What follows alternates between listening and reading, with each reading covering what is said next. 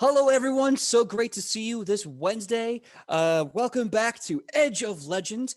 And a big shout out and thank you to Dice, Drinks, and Drama and all you lovely raiders coming with them. We hope that you guys like the show today. We hope you stick around and give this a shot. Welcome to Edge of Legend, where heroes are born and bad people get stabbed. But without further ado, before Or we burned. well, yeah, we have a few pyros in the group. I'm not going to say who, but it's absolutely Michael Powell. Without It's further literally ado, just Michael. it I would say kind you said of like a is. few, and it's just Michael. Yeah, we have a few pyros here, and they're all Michael Powell. That being stated, let's do introductions, starting with the fabulous pyro, Mr. Michael Powell. Tell us who you are, who you're playing, and what your pronouns are. I am not a pyro. I am a flame enthusiast. Oh, really? hmm Okay. But anyway, I am Michael Powell, and I play the fabulous Rufa. And our pronouns are he, him, they, and them. And Rufa's a investigator. Very, very nice. Yes, a human investigator. Well, turning things away from the conflagration aficionado, let's turn it over to Sidney. Sidney, who are you? Who are you playing? And what are your pronouns? Oh, gee, it me. I really hope that my connection's coming through because I think it's a little testy right now. But my name is Sidney Rubino, and I play Alona, the half-elf cloistered cleric, and my pronouns are she, her. Awesome. All right, next up, Kylie. Tell us who you are, who you're playing, and what your pronouns are. Hello, I'm Kylie, or I go by Kai. It really doesn't matter at this point. I play Shionibus, the Elven Ranger, and we both go by she, her. Awesome. Next up, Sam did a lovely recap. Please, Sam, tell us who you are, who you're playing, and what your pronouns are. Hello, I'm Sam Sterling. I'm playing Ichipokton Papakui, everyone's favorite barbarian gladiator girl, and our pronouns are she, her. Excellent. And last but not least, great to see your face. So welcome, Ian. Great to have you back, sir. What is your name? Who are you playing, and what are your pronouns? My name is Ian. I play Woodwort, the gnome druid. My pronouns are he, him, they, them, and Woodwort's is they, them, or he, him as well. We're the same. Just make it easy. Okay. Very Oh, excellent. I'm a druid. Did I say that? I don't know. You said it now. Yeah. I'll Very, get it one day. It's okay. It's quite all right. It's been a while, and we'll make sure to repeat it every time. My name is PJ. I am the GM. My pronouns are he, him, and I'll be playing every NPC and everything else in between. And if you didn't get a chance to see Sam's amazing recap, it's on our YouTube page. But here's the basic rundown of what happened last time on Edge of Legend. The heroes were in a giant goblin cave that had been ambushing and abducting people walking down the road. After some poking around this cave, they found out the goblins were doing this on behalf of a mad goblin scientist who wanted to use their bodies for twisted experiments to create weapons of massive-sized orcish-like destruction. They were able to eventually save everyone, take all of the loot as heroes normally do, and blow the entire cave sky high. After doing this, they realized they had a handful of people in their caravan, of course, the people they saved from the dungeon. But first things first, they had to take back one of the members that they saved back to their hometown. Flannis is the gnome mayor of a little town called Mollymoss, a gnome halfling sort of fey headquarters.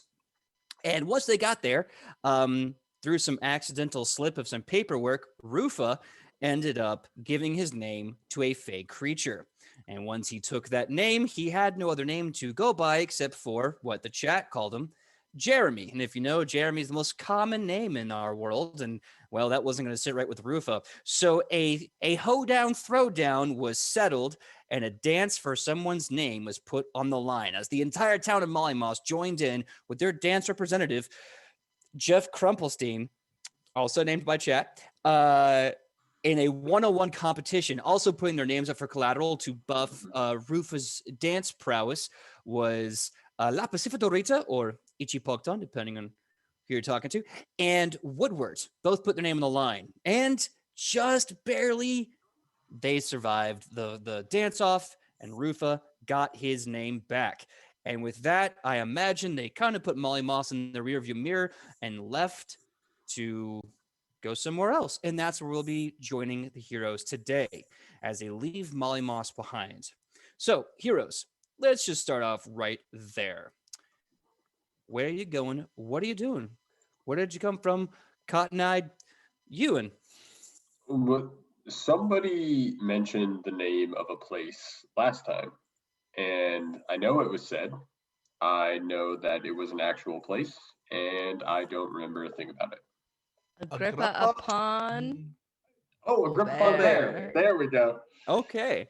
Now, Agrippa upon Obair is about a day's journey east of Molly Moss, kind of in between Molly Moss and the long road to the King's Cave, which is now the King's Rebel. So the question is, do you want to take a break to do some downtime, to have a campfire, get your HP back, get all your spells back? Do you want to have that time?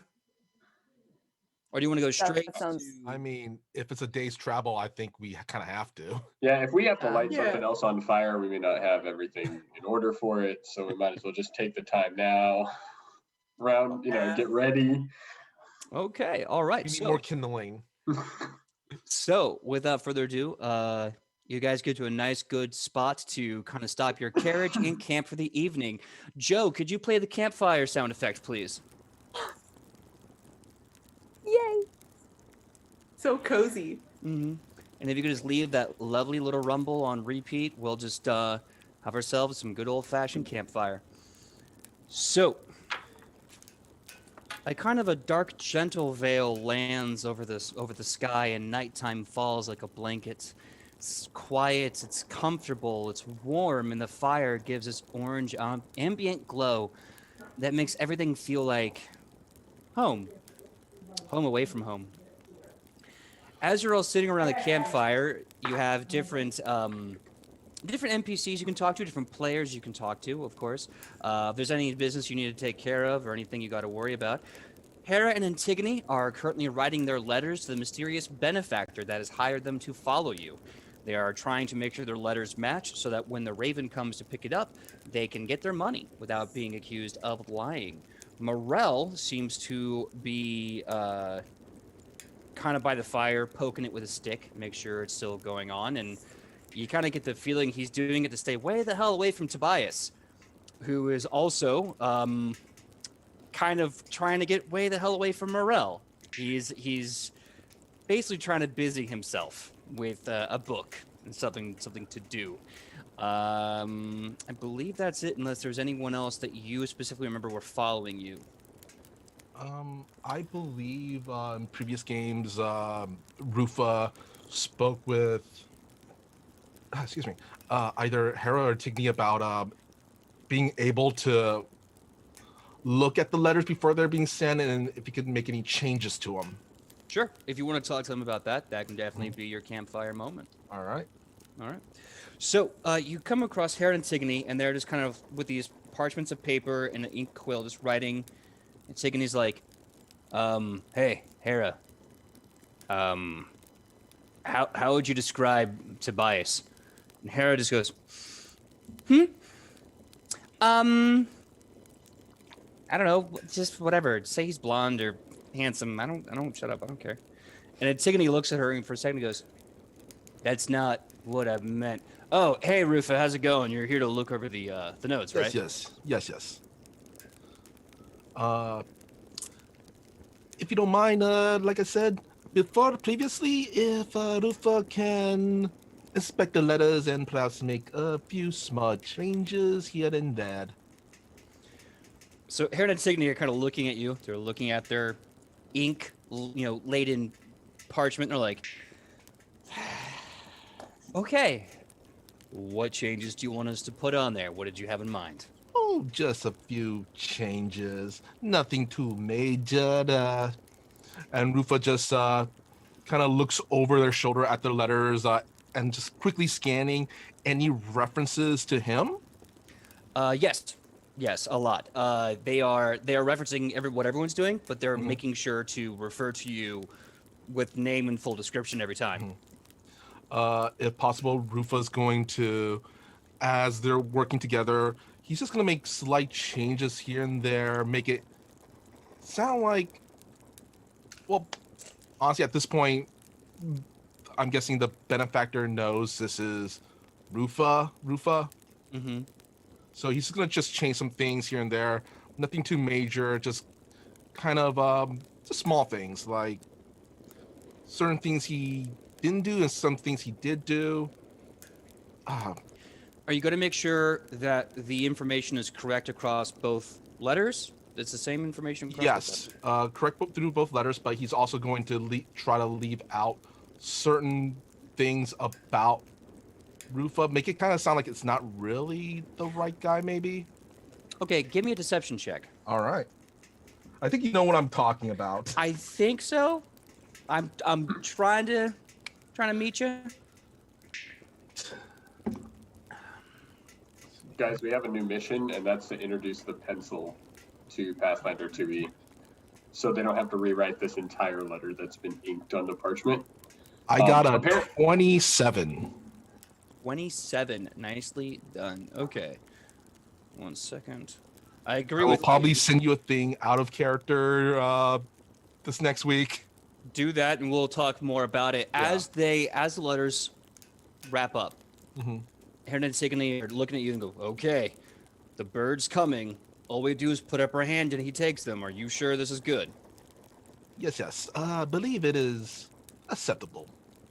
Okay. The two half-orc women put the hand up, and then they go, 3, 2, 1, and the bird just snatches the paper out of their hand. Doesn't even stop, just, ah! Give me a perception check.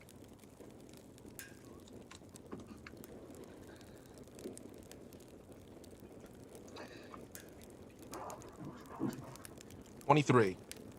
All right, you said 23? Good. 23. It's good being an investigator sometimes. As the bird kind of dives and enters and grabs the paper and swoops away, you notice something drop from the bird. It seems like a square about this big, wrapped in a red envelope with a gold yellow ribbon.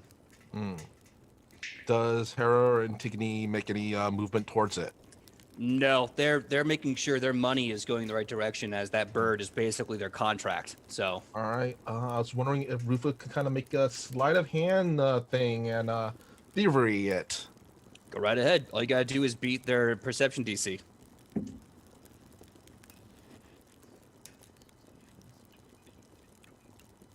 $22. 22. Yeah, you snatch it nice and quick, palm it. It's about the size of your palm anyway. And you can tell they're still looking at the bird. By the time they turn back to look at you, it's already on your person. Rufa just gives a kind of a little tip of the hat and little bow and evening, ladies, and motions off to do his bedtime stuff, basically. Okay. Do you want to look at that item now, or do you want to hold off on that to another time? He's gonna probably he'll probably look at it when it's his turn, his shift at the night watch. Sounds like a plan. Okay. Cool. So, next up, does anyone else have any other NPC they want to talk to? Tobias Raphaelis, House Raphaelis, Grand Hospitalier of the Platinum Hammer, Morel Harkisian, the Redeemer of Acadia, Antigone and Hera, the half-orc mercenaries. I think that's pretty much it for now. Joey's AWOL right now. What about Kahorba Bubble Boil? Ah, thank you. That's why I asked earlier. Yes, Kahorba Bubble Boil comes walking out of the wilderness with a bunch of bugs and lizards and squirrels. She walks up to the fire and wholesale just throws them in there. Just watches. Her little goblin head, like her lack of lips, just kind of revealing her little beady sharp teeth as she just stares into the fire. Taste. Delicious. We love that. Very nutritious. More people should actually eat bugs, but that's a whole other conversation. Ilona would like to approach Kahorba Bubble Boil at this point. All right. You can tell she's listening because her giant goblin ear just kind of twitches and perches when you get nearby, but she's still looking in the fire with these giant goblin eyes and kind of her peeled back lips. Great. Ilona is going to just just sit down next to her with her hands on her knees, just staring into the fire. She tries to make small talk by interjecting, "Well, that looks delicious." Yes.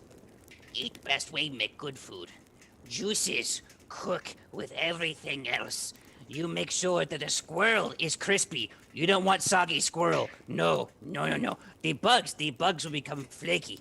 Flaky like toenails. And then, the lizards will become mushy. Mushy lizard, best lizard. You don't want crispy lizard. That's no good. But mushy lizard you wrap around crispy squirrel, and then light peppering of bugs makes for a good sandwich. You're teaching me so much about goblin cuisine, and I really appreciate that because I had no idea that the lizard had to be mushy and the squirrel had to be crisp and then the bugs had to be flaky. This is all very, very intriguing and good information that I will take to the grave. What I was wondering if you had the time to discuss was, where is Megaw? You see her like lips that are curled and this big smile slowly kind of fade. And she says, He is in Steel Rock. It floats by water coast. Last me saw his Steel Rock, he was on the east coast. That way. If he's still there, he might be near town most forgotten. But just waterside. A town most forgotten. What do you mean by that? She looks at you and goes, Shh! Best kept secret. No one know town. If we don't know the town, how are we supposed to know where Megaw is? Well, I guess you go to the coast on the east and you search all over.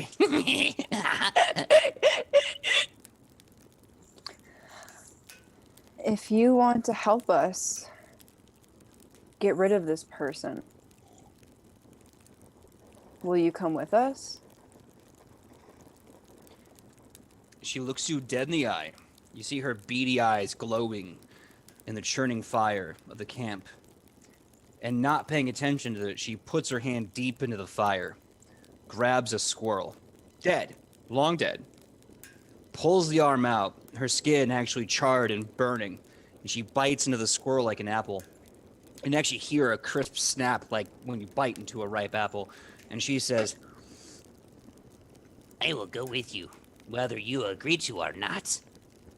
I will show Megaw his science is bad science. Future built on goblin science. And what we build is who we be. I will not let that goblin choose who we be. she takes another bite of the squirrel.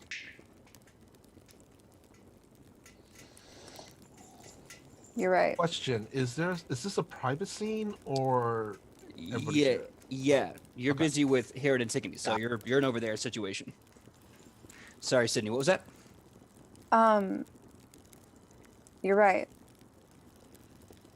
Just because the atrocities of one should not mean that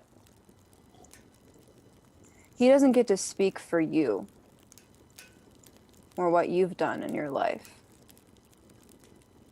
Which, speaking of, would you like to tell me what you've done in your life?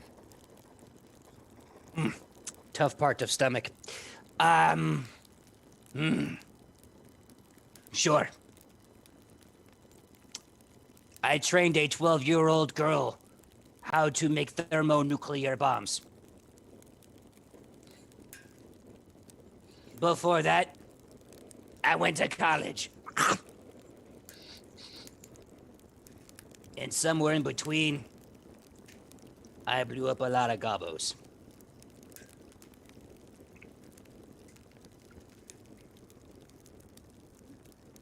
How does it feel knowing that you've had to do what you have to do?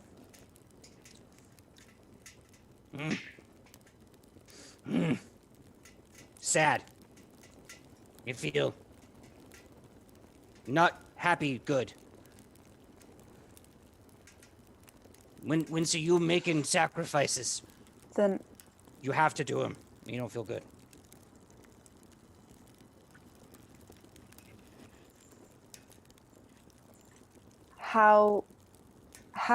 how did you do it? How did you get past how badly it hurt? She drops the squirrel and takes you by the hand. And normally this gesture would lead to sort of a backhanded, passive-aggressive statement. Instead, she looks you deep in her eyes with those beady, burning red eyes, and she says, Greatest good always come with greatest pain. Good is never meant to be nice. Good is meant to be good. And if you move forward, you must move on something. That something is never nothing. Bones, skin, other good. And you walk, you crawl, you run, so that you cry. You cry where good is. You must accept this. This is how good is built. Sometimes it is the only way building good.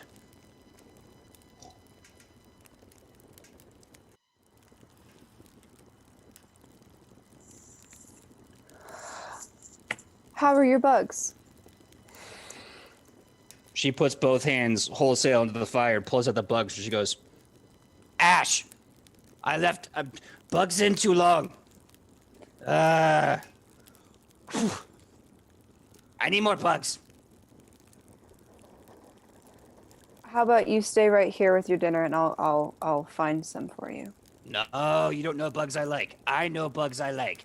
You know bugs you like. I don't like you bugs. Okay. and to that her giant feet just kind of slap the ground as she walks off into the forest again.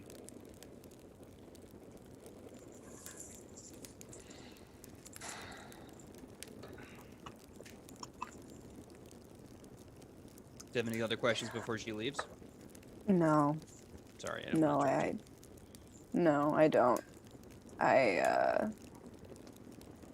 Ilona just kind of stares into the fire and just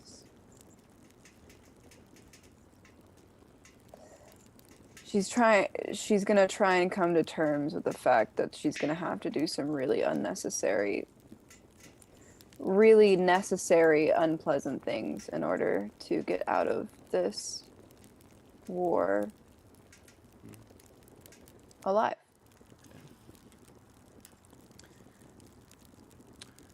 Before I forget, I want to give a hero point to both Sidney and Michael.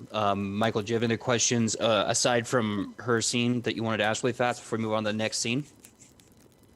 I honestly, I was wondering if Rufa could roll a lore underworld, actually.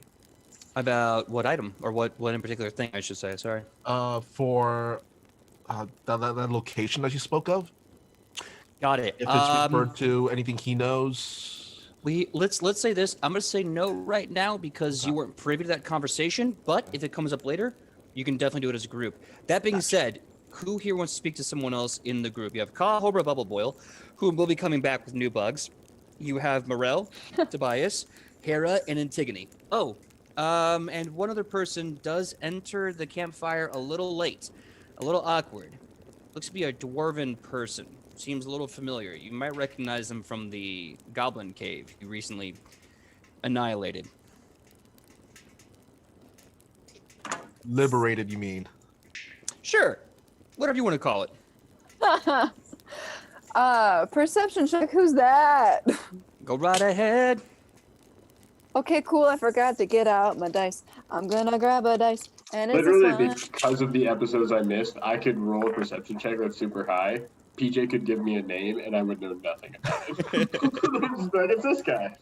Great. Oh, good old Jeremy McJeremyton. Oh yeah, great. Our best Great friend. great guy. Owes me Great. $5. Dude, Jeremy owes everyone $5. What are you talking about? That was a 25.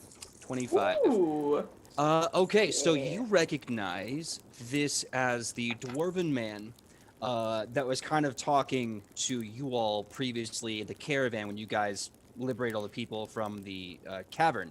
And he was the one that said, like, no, we had to leave Brax. We had no business being there. We didn't deserve it. We left because we were told as such. And yeah, no, we were bad, so we left. He also said that he and his people are looking for work and lodging because they really don't have anywhere else to go now that they've been convinced that they don't deserve the town that they lived in. And, Alona, go ahead, Michael. I was gonna say, and also I believe I remember Rufa telling them to, at least one of them, as a messenger to go to Adafon Prime to talk with the senator. That's right. Yeah. He does seem to be kind of like holding his hand in his hat, kind of awkward, just you see, like, he wants to say something, he doesn't want to be rude. It's just like,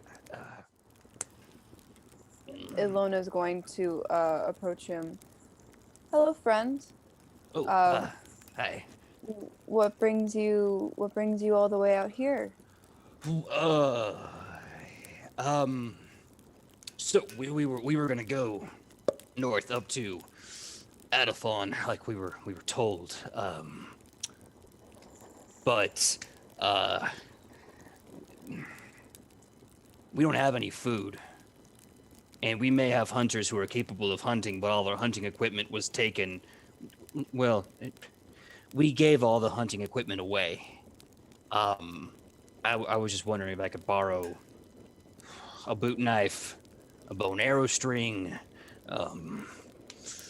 place to maybe lie down for the night. We'll go northward. We'll stay out of the ring. We'll just be on the tertiary areas. We'll make sure it's okay with you all. Quick question. Of, Sorry, Sidney, go ahead. Go ahead, Michael. Oh, Okay. Of course you can stay with us, and we'll do our best. We'll work as a team. We'll get you what you need. Of course, yes. Please.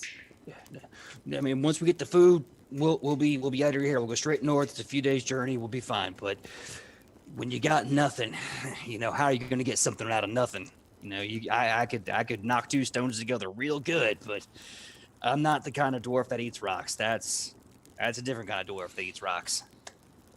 You are more than welcome here. PJ, some quick logistics stuff. Sure. First, we do know that it's basically tomorrow we will be arriving in Agrippa upon the Bed, right? That's correct. 100%? Yeah. Unless you guys change your mind. All right, yeah. And also, I believe I remember we talking before that we have a fully stocked supply-wise in our wagons. This is true. You guys have a lot of traveling supplies. Okay. Yeah. And are these dwarves traveling with us to Agrippa upon the Bear, or are they more like traveling with us to a extent and then going to Adafon Prime? The only thing they said is we're going to be going there ourselves tomorrow, but we have literally nothing except the clothes on our back. Can we borrow some food or something to hunt with? All right. Rufa's gonna kind of motion Alona over to kind of like a little private conversation. What Alona, our ladders are pretty stocked, and tomorrow we should be upon Agrippa upon the Bed. Perhaps we could supply our newfound friends with the supplies we have on hand and just restock once we get to Agrippa upon the Bed. I mean, we do have a pretty full purses. Oh, absolutely. We have more than enough to give away. It would be nothing but selfish of us if we were to just keep that from them when they have nothing. So yes, of course. I mean, you're the one who knows best out of all of us the particulars of monetary things so. It would make most sense, and Rufa would not mind having new friends, how they say, owe us a little. Honestly, if Rufa had like a They- gold tooth, he would smile and that gold tooth was like, bling. Rufa! Always No, look for the character. angles. Inside.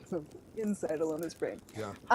Alona's going to look at Rufa very politely and say, Rufa, these people have literally lost everything. They lost their home, they were taken as prisoners, and now they have nowhere to stay for the night. They're asking us for help because they trust us and the fact that we just saved them. I think we can give them something without expecting anything in return just once. Oh, of course. But we are on a mission. Well, not a mission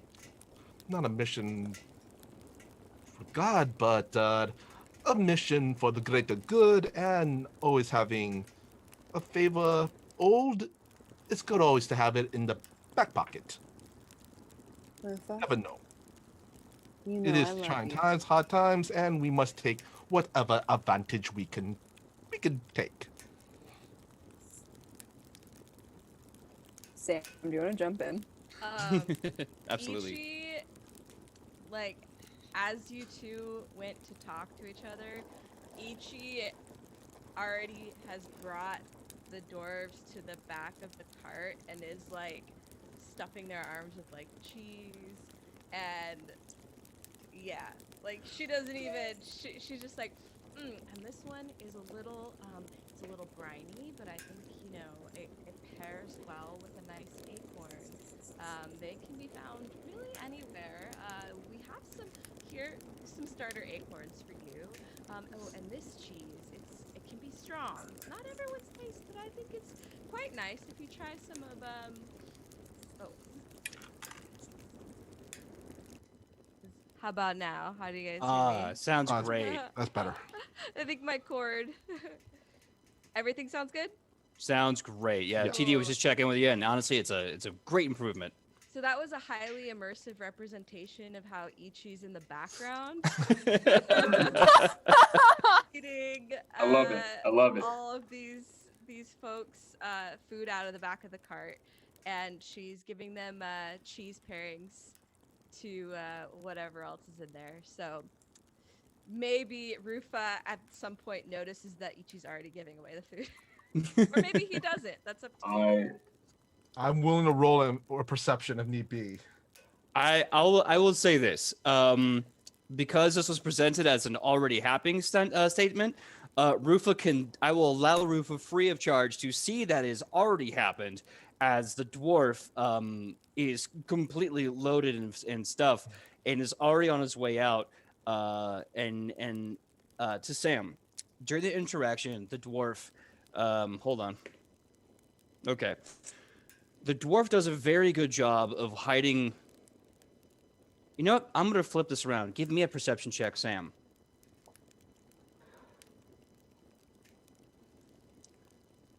Roll, but I've got new level 3 stats. So let's Woo! see what that gives us. That's going to be a 13. Okay. It's hard to tell, but you're pretty certain that this dwarf, this man dwarf here with all these things in his arms, is kind of like, you can see his face is getting red and his eyes are starting to kind of glisten a little bit, and you just kind of see him kind of dry swallow as his big furrowed brow kind of hangs over his eyes, and he just keeps saying, ma'am.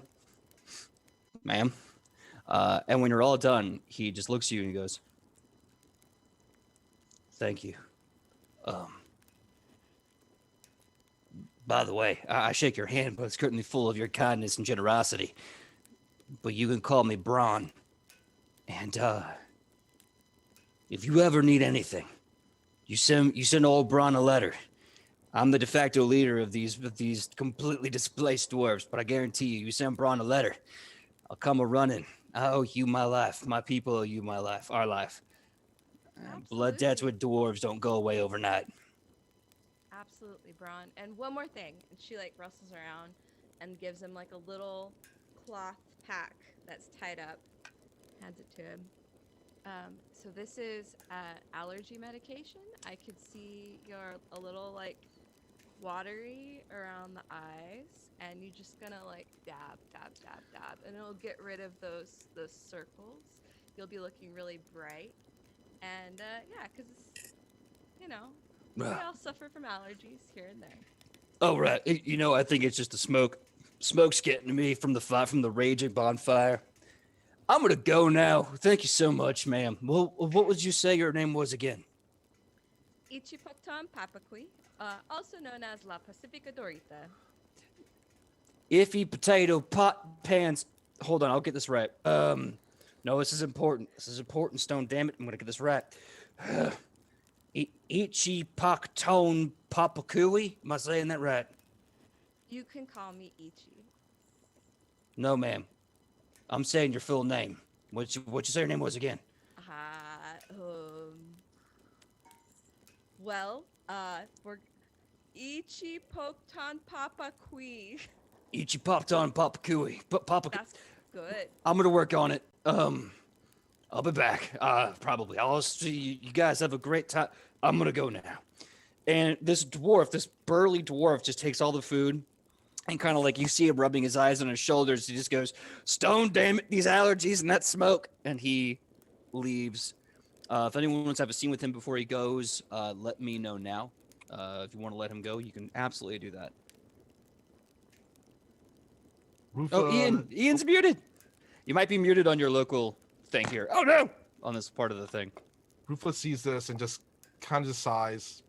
He knows it's the right thing to do, but he's gonna sigh, just and just. Ian, what's up?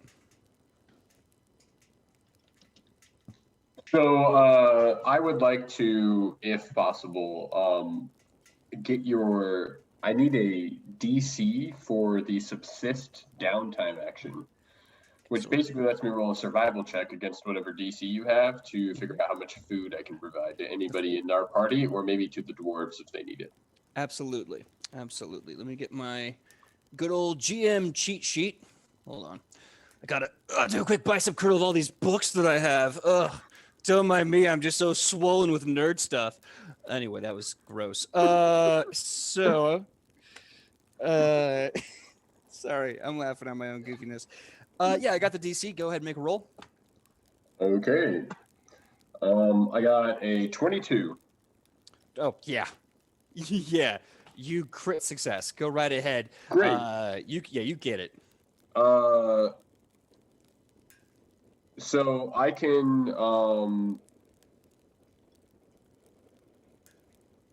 let's see. We have a subsistence living for me and one additional creature. I'm going to pick one of the additional creatures as one of the dwarves who's leaving. Yes. And I specifically want to grab one of every piece of food I find that's local that can be foraged.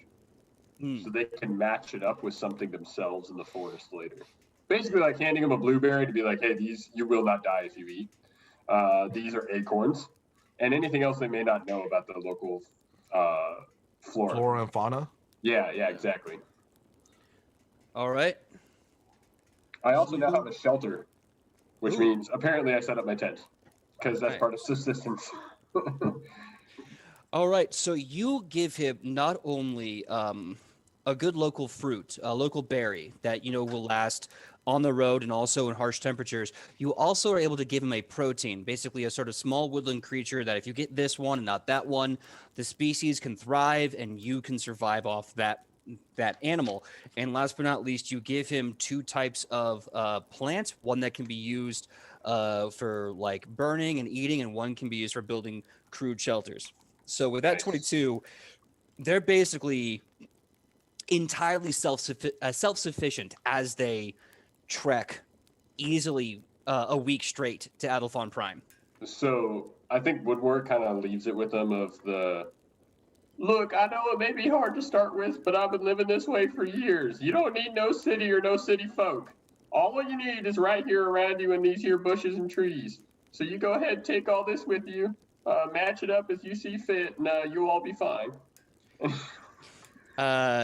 So Braun Braun is able to finally hand off all the food, not only the ones you've given him, that the dwarves can literally just like scan and go, yep, this forever. But also like all the food that you give him in the larder, they look to Woodward.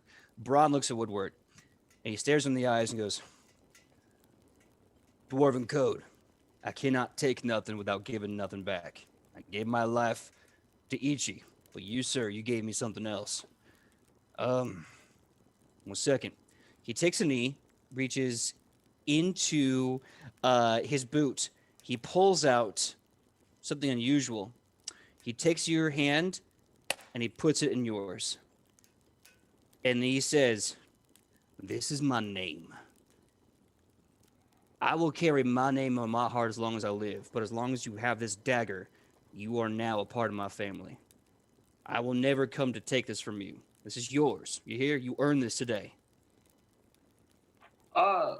Thank you. I'm gonna be honest. I just got done with Molly Moss, and I'm not too sure I like him all that much. So I'll hang out with you all since I now know where you live. Yeah. Braun chuckles and he goes, shoot. I tell you what, Mushroom Boy, you can find me in Adalfa when everything's all set and ready. I'll buy you a drink, and with that drink, I'll buy that knife back off you. How's that sound? Oh, shoot. With that drink, you're going to have to come up against my hooch. So be ready and bring a cup. Well, shoot, partner, looks like you got yourself a competition. I'll see you in a few weeks, months. Hey, you ring for old Braun. Braun will make sure you got a seat at the bar. Sounds good. If you see me inside the city, you'll find me because I'm panicked. And my name's Woodward. Woodward, my name's Braun. Take good care of that clan dagger now, you hear? Like I said, that's my name. You're a good man. Will do. And Woodward goes to sit down by the fire and immediately starts using the dagger to put in his new run-amok board on the back of his shield. Yes, and the run-amok shall continue. I love it. Yes, if you want to put into your equipment Bronze Clan Dagger, you see... If you know the lore behind clan daggers, both in this one and in the Paizo main world, this is a huge part of a dwarf's identity. It's not only their identity, but their family identity, and it basically says in runic, in dwarven runes, it says his name and kind of the lineage of basically his family up to him. So like you're literally holding his entire family in your hand.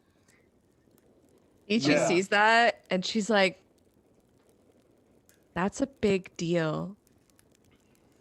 I mean, yeah, you can't survive all that long out here without a knife, so it's real appreciative. Like, Woodward does not, he doesn't get the entire resemblance, except maybe if he shows this to this guy later on in the bar, he can get a drink. But he'd also be, because he doesn't actually have all that much, he's super protective over what he owns. So if anybody would go near it, he's in that defensive mode of like, no, what? This is mine. I love that. I can see that. It's like, I may not understand why this is important, but you best believe I'm going to give up my life for it. Yeah, but it's mine, so you can't have it. I may not know how to use it or what it's for, but it ain't yours. is Woodward's feelings towards this thing. Okay, great. So Sam and Ian, you both get a hero point for your amazing generosity and giving heart. I will not count that as your campfire action unless you don't need to or wish to talk to any other player characters or NPCs at this campfire. Ichi has one more thing. Oh, yeah? What do you want She's looking for, she's going to go to everyone that's around and who's not busy individually and ask them if they have marshmallows. Does anybody have marshmallows? What are marshmallows? I don't. Well, they're squishy and they're sweet, and when you stick them on a stick and you stick them in the fire, oh, they taste so good. It tastes so good. You just described that bug. How just ate. I don't like where this is going so far. You're telling me the goblin has marshmallows? I don't know. What you just described was literally what she just threw into the fire to Alona. PJ, do you want me to roll craft check to know the recipe on how to make marshmallows? I kind of already do, but Hey man, if you know how to make marshmallows, absolutely, you can just play that off, man. I will Oh, trust you okay. in character. Are we gonna have s'mores? Rufa is gonna just kind of look at Itchy when she comes to him, like, well, considering you handed off our sugar and our corn syrup, and I think Rufa thinks most of our vanilla. I do not think Rufa can make the marshmallows tonight. Okay. Well, but you know how? Yes, it's To a, just a bit of gelatin, a bit of cold water, and some granulated sugar, and tiny bit of the kosher, tiny bit of salt, and some corn syrup. If we don't immediately get into life-threatening danger when we reach the city, will you make some? Well, Rufa will see what he can do, but next time though, you let Rufa know when you give away groups supplies off ahead of time. And Okay. when Itchy leaves, Rufa kind of looks up in the sky. Ancestors preserve Rufa. Rufa loves them, but they make it so hard to make a plan sometimes. Oh my god. Okay, wonderful, wonderful. Does anyone else want to take a moment to do any roleplay discussing anything, any bit of information or secrets with any other NPCs that are around the fireplace, around the campfire? Yes. Shionomus is going to go up to Tobias. Yes. You see him. He has long since abandoned the book because it is long past boring to him, and he has this other book and looks at this long little shaft of graphite, and he's just like making scribbles, and he looks at you and goes, "Hello, how are you?" She's just going to throw a sack of coins on his lap. Just like, here, this is yours. Which, out of character, is half of what Shionibus had. So half of what y'all got, half of that went to Tobias. So she's not all that mean to him. To buy, yeah, Ian. I'd feel for the amount of cash you brought home from Chance's place. That's the thing, is like you're offsetting just maybe a little bit over what you got off of Chance's guard. Yeah, you know what, Ian? It's the gesture, you know? Okay, You okay, can't win okay. them all. Sorry. It's okay. Tobias looks very shocked. He looks at you, goes, "Wait a minute. Wait, no, I know what this is. I know. You all made a bet at my expense, and I won some money. What did I do?" No, that was Alona. She won. Alona won.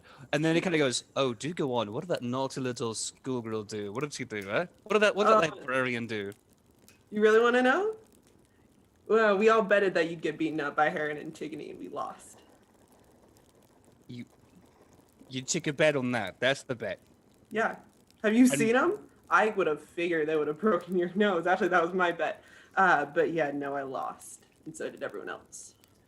So, what is this, my cut for not being beaten by two brutish emerald babes? What? First, you. Second, no, that's what we got from the cave, which, on second thought, you didn't do anything. So I would suggest you watch yourself, because I can take that back. Because that is, in fact, half of my share. So, you know, be nice. It's half of your... Should've I'm sorry. I didn't mean to, Thank you for your generosity. I know I've not exactly earned it with my stay, so it is very appreciated. Yeah. So, can I ask you a question? Under her breath, she's like, I'd rather you not. Yeah, sure. Right. So, okay, I get Ilona's deal. You know, good tissues and all that, gotta save the world. I get Woodward's deal, to a degree. I think I might understand him more if I was pissed, blind, drunk. Roof is in it for the money. Okay, I'm not actually quite sure what the dwarf's deal is, but quite frankly, I don't know if she's gonna kiss me or kill me if I ask her, so I'm not. But what? What are you doing here? Trying to stay alive like everyone else. Oh, yes, the quill theory. The quill theory. Right, you must save the world because you are one of the assholes that live in that world. Very Yeah. sound theory. Yes. Yeah, and the money's good too. But I'm not as power hungry as Rufa is. All right, so this war's over. Then what? I don't know. I have friends up in the north. Friends. I have friends in out of character, the west. Yeah.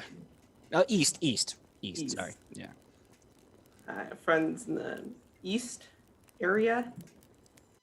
Ish. Friends is such a loose term at this point. Well, you can take a lesson from me, although I can't recommend that. But if you would, I recommend don't have friends. Friends disappoint you. Have acquaintances. That way, when everyone disappoints everyone, you can just bloody pop off and do what you want. Or, here's another idea. Do what makes you feel good. I guess. If you can. Who knows? You're blessed to have forever to figure it out. Oh, I don't have that kind of time now, do I? Yeah, don't remind me. It's not ideal. Yeah. Trust me. It's not much prettier on this side. I mean, it is because I get to look at your face, but where I'm sitting, it's... Oh my god.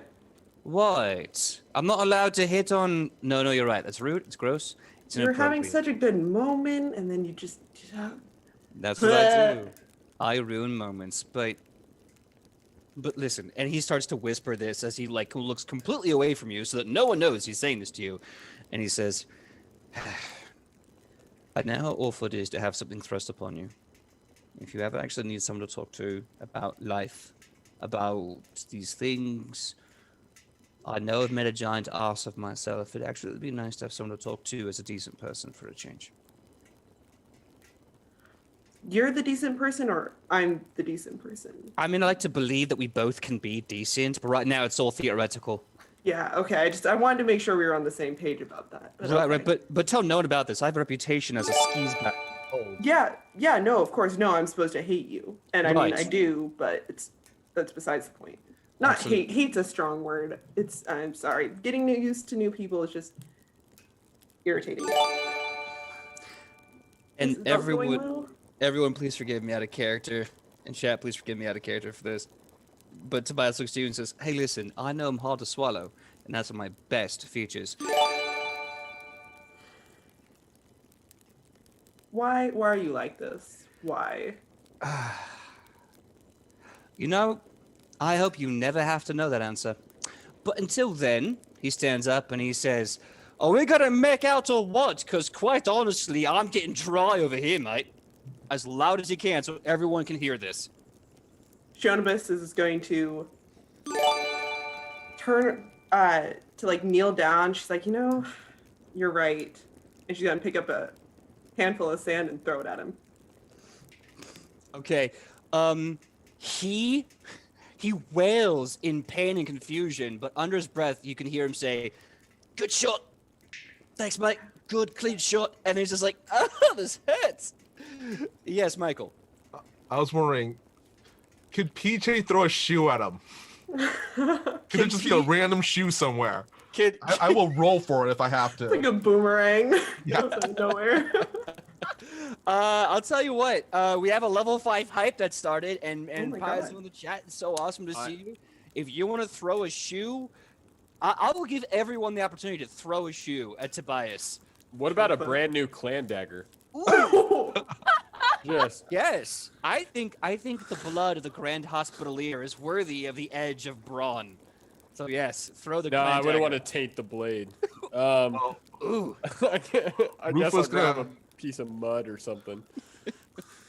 Rufus gonna take aim and with the skill, a mighty skill of a thrown chancla, Rufus gonna huck a shoe at Tobias and go, bad intern. He looks. Let me hear his ear turn. He goes, I outrank you. Roll damage. Don't even roll the hit. It is a blessed chancla of correction. Just roll 1d4 plus strength mod, non-lethal. Ichi looks at Rufa and she's like, have you been to Osmocon? Yeah, what? Your chancla skills are legendary. By the way, I got an 18. 18? 1d4 plus strength? Oh, sorry. I rolled one. Oh, no. I gave you the GM blessing. You threw the okay. chancla of correction. That doesn't need a roll to hit. That just hits. Yeah, is it the same thing as like an intimidation where they end up becoming like one level less or more friendly towards? Now Three. that I got a 3 then. 3 then. Rufa's gonna turn over to Ichi and goes, Rufa dated someone from that area once. On the other end of it, mainly. Wow, you're gonna have to teach me some skills. Yes. So Rufa smacks Tobias with a chancla from 30 feet away, taps him with a dome for 3 damage. You see Tobias just go, oh, bloody hell, he throws a bloody shoe. And you see him just sulk away. He comes back and he gets his box. Oh, I'm going to be praying. And then he just sulks away. Rufa's gonna yell, Rufa has the other shoe, just you remember. And he comes back and is like, don't you throw that shoe at me. I'll pray to God so you throw that shoe at me. Rufa's gonna just hold it up. No, I outrank you. And he runs away. So silliness aside. Silliness aside, Kylie, you get a hero point for putting up with Tobias' shenanigans. Does anyone else have anyone else I want to talk to? Bubble Boil is back from her foraging. Heron and Antigone are there. Morel has been doing his very polite best to stifle a massive laugh at the expense of Tobias' pain. Do we know where Tobias is sleeping tonight? Yes, you know that he will be staying in a bedroll around the camp area with a lot of you. I want to go make Mush pee on it. He can heal damage. Yeah. He cannot fix a smell. He's That a is- cleric, not a launderer. That's a very good point. Just because I want I'm a weird individual, so roll with me on this. I want you to make basically a nature check for the potency of yeah. Should I roll this nature check off of Mush's score? Like I should get. You know what? I don't get to pull out Mush's stats very often, so we'll throw this one out there. Yeah, Mush, give me a nature check, Mush. Give me a powerful nature check. Quite respectable. I got a 22. Oh my god. All right. So if no one has any other actions, I will save you guys the shifts and say that no matter what shift you take, the night is quiet and full of peace, and this is any one-on-one moment you wish to have. But there is a moment in the dead of night when you're all just in a peaceful, blissful slumber, and then suddenly you hear, "What is that? What? Oh dear God! Oh, it's everywhere! It's sticky everywhere! Is it in his raccoon wounds? It's in my raccoon wounds!" No, Tobias Raphaelis, House Raphaelis, Grand Hospitalier of the Order of the Platinum Hammer, is now sleeping in a DC 22 Badger Pea, which has soaked most of his bedroll. And with the willpower and strength that has been tempered into his soul from years of the Paladine Militarium of the Order of the Platinum Hammer, he is able to pass out. In the morning, however, he groggily shoots you all the dagger stare. PJ, really quick, you can go backwards just really quick. Rufa, during his turn and watch, is going to look at the envelope thing. Perfect timing. When he's alone. We're going to say this brief moment happens in the night, and after this moment, we're going to cut to the morning. So, Rufa, you're on your watch all alone. Mm-hmm. You take out the red envelope. What do you do? he's gonna look what's in it. All right, open it up. You see two things. One is a carefully wrapped letter, and inside the carefully wrapped letter is a golden coin, medallion, symbol. The letter is written in the language of the Shin. And the gold medallion that you have shows a series of pillars surrounded by a powerful dragon. And the letter, as you read, says this: "It has been a very long time.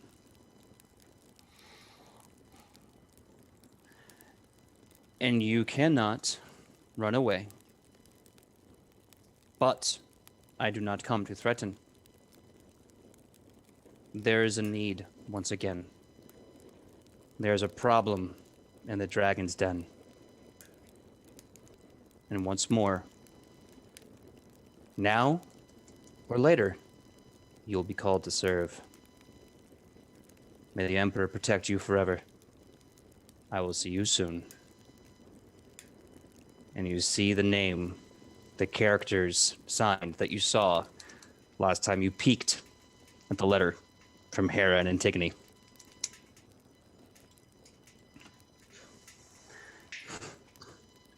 Rufa's gonna take the medallion in his hand, turn it around, kind of feel the ridges on the raised ridges on the medallion.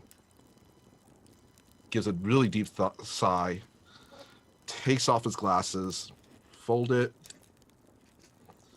and just shakes his head. 这个很不好，很不好. And thankfully nobody's around to see it, but it's as if he kind of he really looks his age. Mm.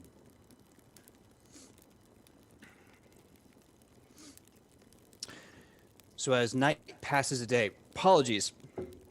I had a cough while I was drinking some water, and it caused me to have that kind of reverse reaction. So hopefully it didn't worry anyone. Just choking on water. When you roll a 1, am I right? Okay. Apologies, Michael. I did not mean to interrupt your scene. I'm very sorry about that. Oh, man. Anyway, moving to the next day. It is the morning time. Tobias is shooting everyone daggers. As you can see, there's a slight dampness to his bedclothes, and he looks very, very mad at the badger pee that is still quite fragrant on him in the morning. Really fast, we'll do some morning actions, and then we'll move on to Agrippa upon Obair, the fun little city just over the horizon. If we can roll, do we have enough time? So I prep my spells, which apparently takes like an hour. Yep. How long do we have before we all get going? Do we have more than an hour, or have I just prepped my spells? Which is fine. You can totally prep your spells, have some downtime. Since a few of you are spellcasters, yeah, take your time. Can I make a crafting check on my bottle of hooch? Oh, absolutely. Great. Okay. Yes! Okay. And the first nat 20 of the night to single off this. This is the 4th nat 20 I've rolled on this bottle of hooch. Oh my god. Which is ridiculous. All together, that makes it a crafting check of 25. God bless. The Okay. bottle of hooch I will be putting into my backpack. Yeah, by all means, add that to your inventory. I'm very excited. As you start pouring this hooch, yeah, I'm gonna give it to you. That was a crit. We have level 5 hype train. So here's your surprise. As you start pouring this hooch, suddenly you feel the presence of this woman in front of you, elbow on the table, looking at you pour it, and she looks up to you and she goes, "Are humans supposed to drink that? Because that looks divine." Do I recognize this person? Make a religion check. Uh-oh. Yeah, great. I'm not good at any of those. Oh, yeah, that's... I got a 12. You can tell that she's a big deal to somebody. And she looks at you and she goes, honestly, I was just happy for you, but then you got my attention. That looks amazing. Well, good thing is I'm not a human, so I drink it all the time. But, you want some?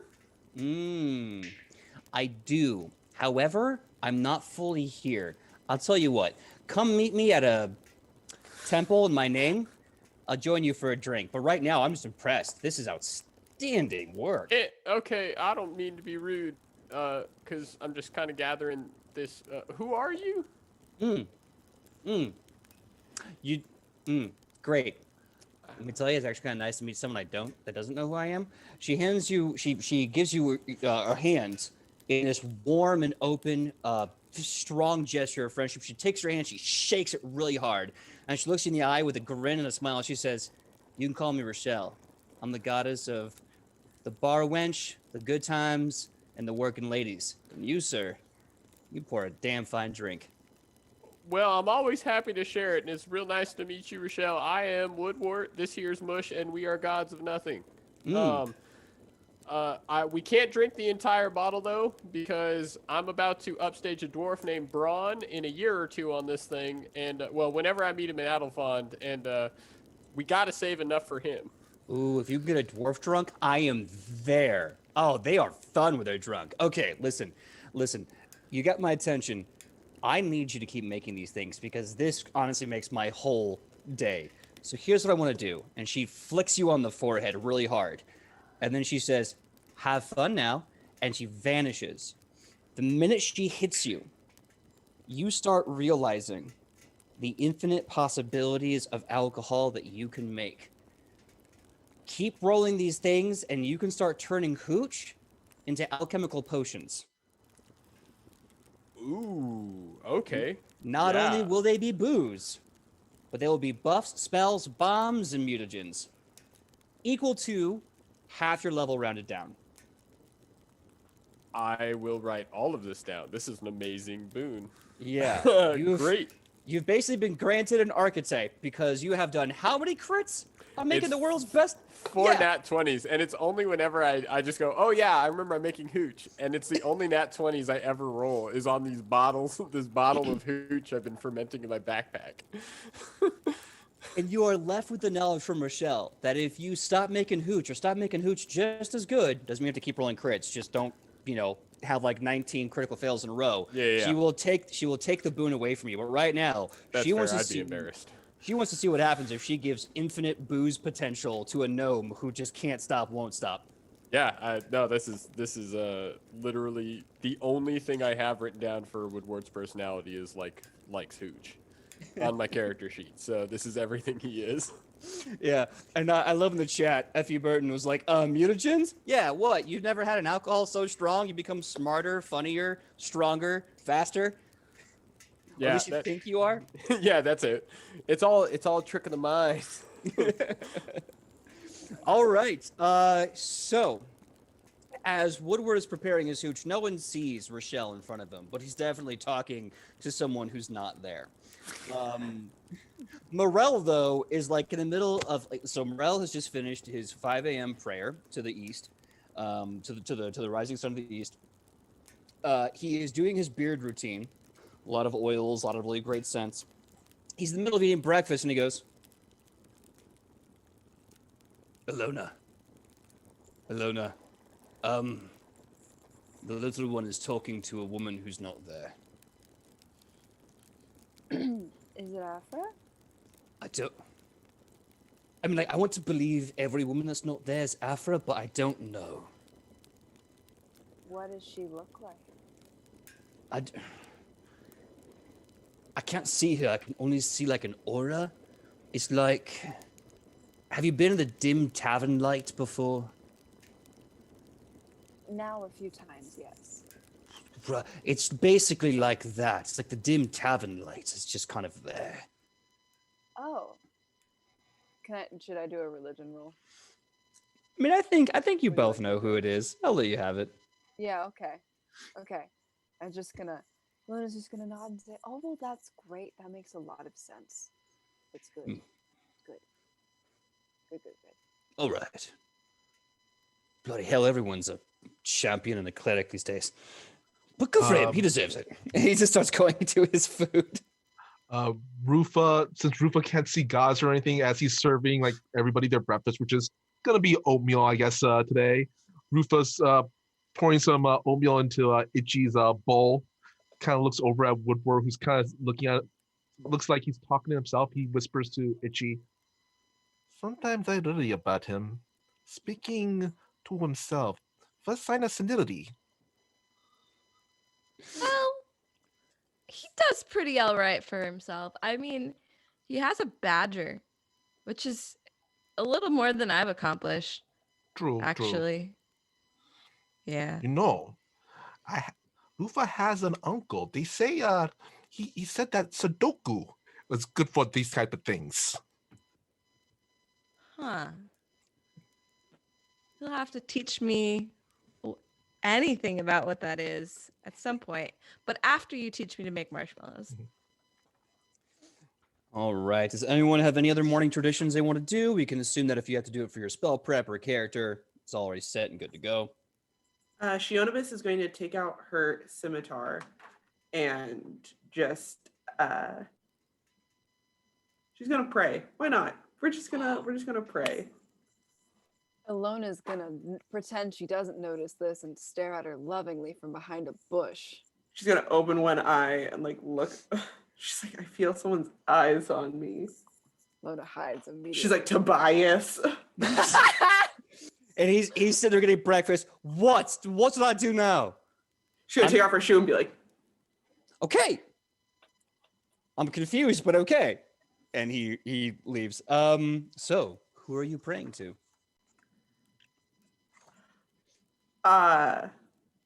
She's gonna send a quick low-key threat, but not really, up to Ra.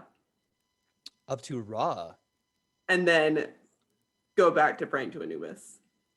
Okay, so I want to hear your threat to Ra, and I want to hear your words to Anubis. Okay, so for Ra, she's going to look up at the sky and be like, I swear if he's not up there, I'm gonna be real mad and I'm coming after you. I will fight a god and I'm not afraid right now. Okay. Now I want to hear what you have to say to Anubis. She's like, hey, thanks for the other day. Is he always like that? Is he always like, doesn't matter. Doesn't matter. Yeah, so thanks for having my back there. It's the first time. That was great. Right on cue. How does this work? Good job, kiddo. That sounds awful. Thanks. And she just gonna open her eyes and be like,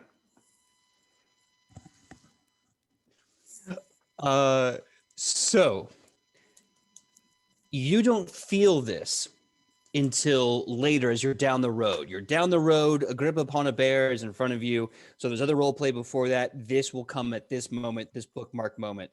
But you feel two things, that instinctual feeling when you reach out and talk to a god. And the first comes from Anubis, which is a simple, of course. Of course. And then from Ra, you get this really weird, who? Sensation coming to the back of your head. Like someone genuinely like not knowing the reference you're making. Wait, what? Now, that being said, we are going to Agrippa upon Obair unless there's any other morning rituals that need to be taken care of. There's a squabble between Morel and Tobias about shaving, but that's a different thing entirely. Are we ready to go to the city? Really quick, Sam, are we still gonna be doing that show thing that we talked about way weeks ago? Are you asking Ichi? Are you I'm asking asking you right now. Do you still want to go through Oh. with it, or because we have Sam doesn't remember what this is, but Ichi might if you talk to her about All right. it explicitly. Rufa's gonna take Itchy aside at one point and kind of gestures to the big kind of drawing, a painting of Itchy on the side of the wagon. Oh yeah, So I look good. so would you like to still go ahead with the plan? Are we still going to put on the show? You mean me being on tour? Yes, as we talked about before, the big show, the big fight. We do a little bit of promotion, make some money, and yeah, good times. You see Ichi's eyes like almost get that like anime like stars in her eyes kind of effect. And with all the well, she'll just tell you, Rufa, with all the burning of villages and hostile orcs and goblins, it's been a rough road, but what keeps me going is knowing what's really important. And it's performing for large crowds. So I'm really glad that you are supportive of Of me. course. And yes, I would. I really would. Yes, of course. Well, originally, the plan was if we could have roped a couple of them dwarves into that little scheme, we could have them pass out the flyers, some streamers, some music, make a big show about it. But we could, Rufa is quite confident we could still do a big hoopla with the stool. Yes. Oh, I'll find someone when we get to town. Don't you worry. Yes, we can hire the locals, Finding some the locals, children, a few give them journeys. flyers. Yes, I love it. I can't wait. But let's get our bearings first. I haven't slept in a bed in a while, and I wouldn't want to like perform too soon and like not look my best. Of course. And if anything, we probably will be in town for a day or two. We'll do it. That's like second day. I like it. All right, deal. All right. So Ichi goes to like her stuff and starts fluffing her, like shining her belt. hell yeah, gotta make that thing look sparkling fresh. So after some time, you start coming to this massive stone bridge. The stone bridge kind of arches over this beautiful crystal blue kind of rushing body of water. And at this point, your eyes kind of follow the river and you look and you're standing in front of this massive city. It is almost completely circular. As you're standing there, you can see somewhere off in the distance, there's another bridge and another series of bridges and buildings galore coming up in these kind of rounded rooftop, and you hear already the hustle and bustle of people laughing, walking, talking, bartering. You can hear the shouts of workers as they build with their hands and tools everything that this massive megaplex of a city is living on. And as you do, you notice the city isn't just a city, it's 5 different islands in a circular shape connected by bridges. And on each island is a massive city structure designed for something specific in particular. And each island is connected by a series or chains of bridges in this overall network. And within this network lies hard work that created the birth of something great. Welcome to Agrippa upon Obair. And the people welcome you with a smile, a wave, and then back to life as usual. There are 5 districts for you to go through in Agrippa upon Obair. Each district has been ready-made to handle a very specific facet of life in Agrippa upon Obair, making sure it's all in this sort of needle point of living. The first district is Obus, Obus for spelling purposes. And within minutes, because there's this giant sign that kind of tells you everything, you know that Obus is the work district. This is where everyone goes to build something, to work their job, to struggle hard and give back to the people. You also see the district of Somcod, Somcod. This is the housing district. If you need me to slow down, let me know. Good? Okay. Somcod, Somcod. This is the housing district. This is where families live. This is where buildings are. It's this massive, even from where you're sitting, you can see this giant skyline of different size, shape buildings, this exciting landscape of life. Ludir, Ludir. This is the massive shopping and entertainment center. This is where people who live in Agrippa upon Obair go to spend their hard-earned money, to use their hard-earned money, or to even make their hard-earned money. And this is where people like you go in Agrippa upon Obair to do the same. Next up, this is going to be a weird one. Uisaw. U-I-S, Ui, saw, S-A-U-I. So U-I-S-A-U. Sorry, I butchered that last one. U-I-S-A-U. Uisaw. Uisaw, as you're looking, is a giant collection of massively powerful waterways. You see fishermen there fishing off the ports. You can see a dock filled with boats going in and out of the city because it's close to the south central part of this continent. It's not that far from the massive coastal shelves and oceans around the Adelfond continent. And you can tell there's a lot of business that comes in and out. You can even see a complicated series of naturally occurring waterways that not only filter out of the city, but filter back in, creating this perfect aqueduct system for hygiene. In fact, you start to notice, as opposed to the kind of unusually stanky but charming smell of Adelfond Prime, this place is gorgeous.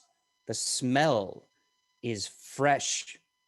The light is not made dingy. Everything is open air except for the housing. It is a testament to the beauty of civility. And last but not least, very far off, tucked away in a little corner, is Fomsis, Fomsis. And this is the agricultural center / farmland of the entire city. If it is built for food or agriculture or exports, it is built on this island of the massive 5-island chain that makes Agrippa upon Obair, or as anyone will tell you, a beautiful thing being born from hard work. So, you have 5 different places that you can go in Agrippa upon Obair. What's the first place you guys want to go? I think as soon as we crest and we see that first bridge, Woodward just immediately snaps back and looks at Alona and goes, I know you knew about this place. I know you didn't warn me. We're back in the city, and this one ain't even whole. It's broken. You gotta warn me about these things. And he immediately walks into goes to the back of the wagon, sits down. Doesn't want to be any part of it. Well, Woodward, we would have liked it not whole. This could have been a very nice surprise. Now they have different sections of the city, so you know where you are at all times. That's 5 places to get lost, Alona. 5. One of them is all farmland.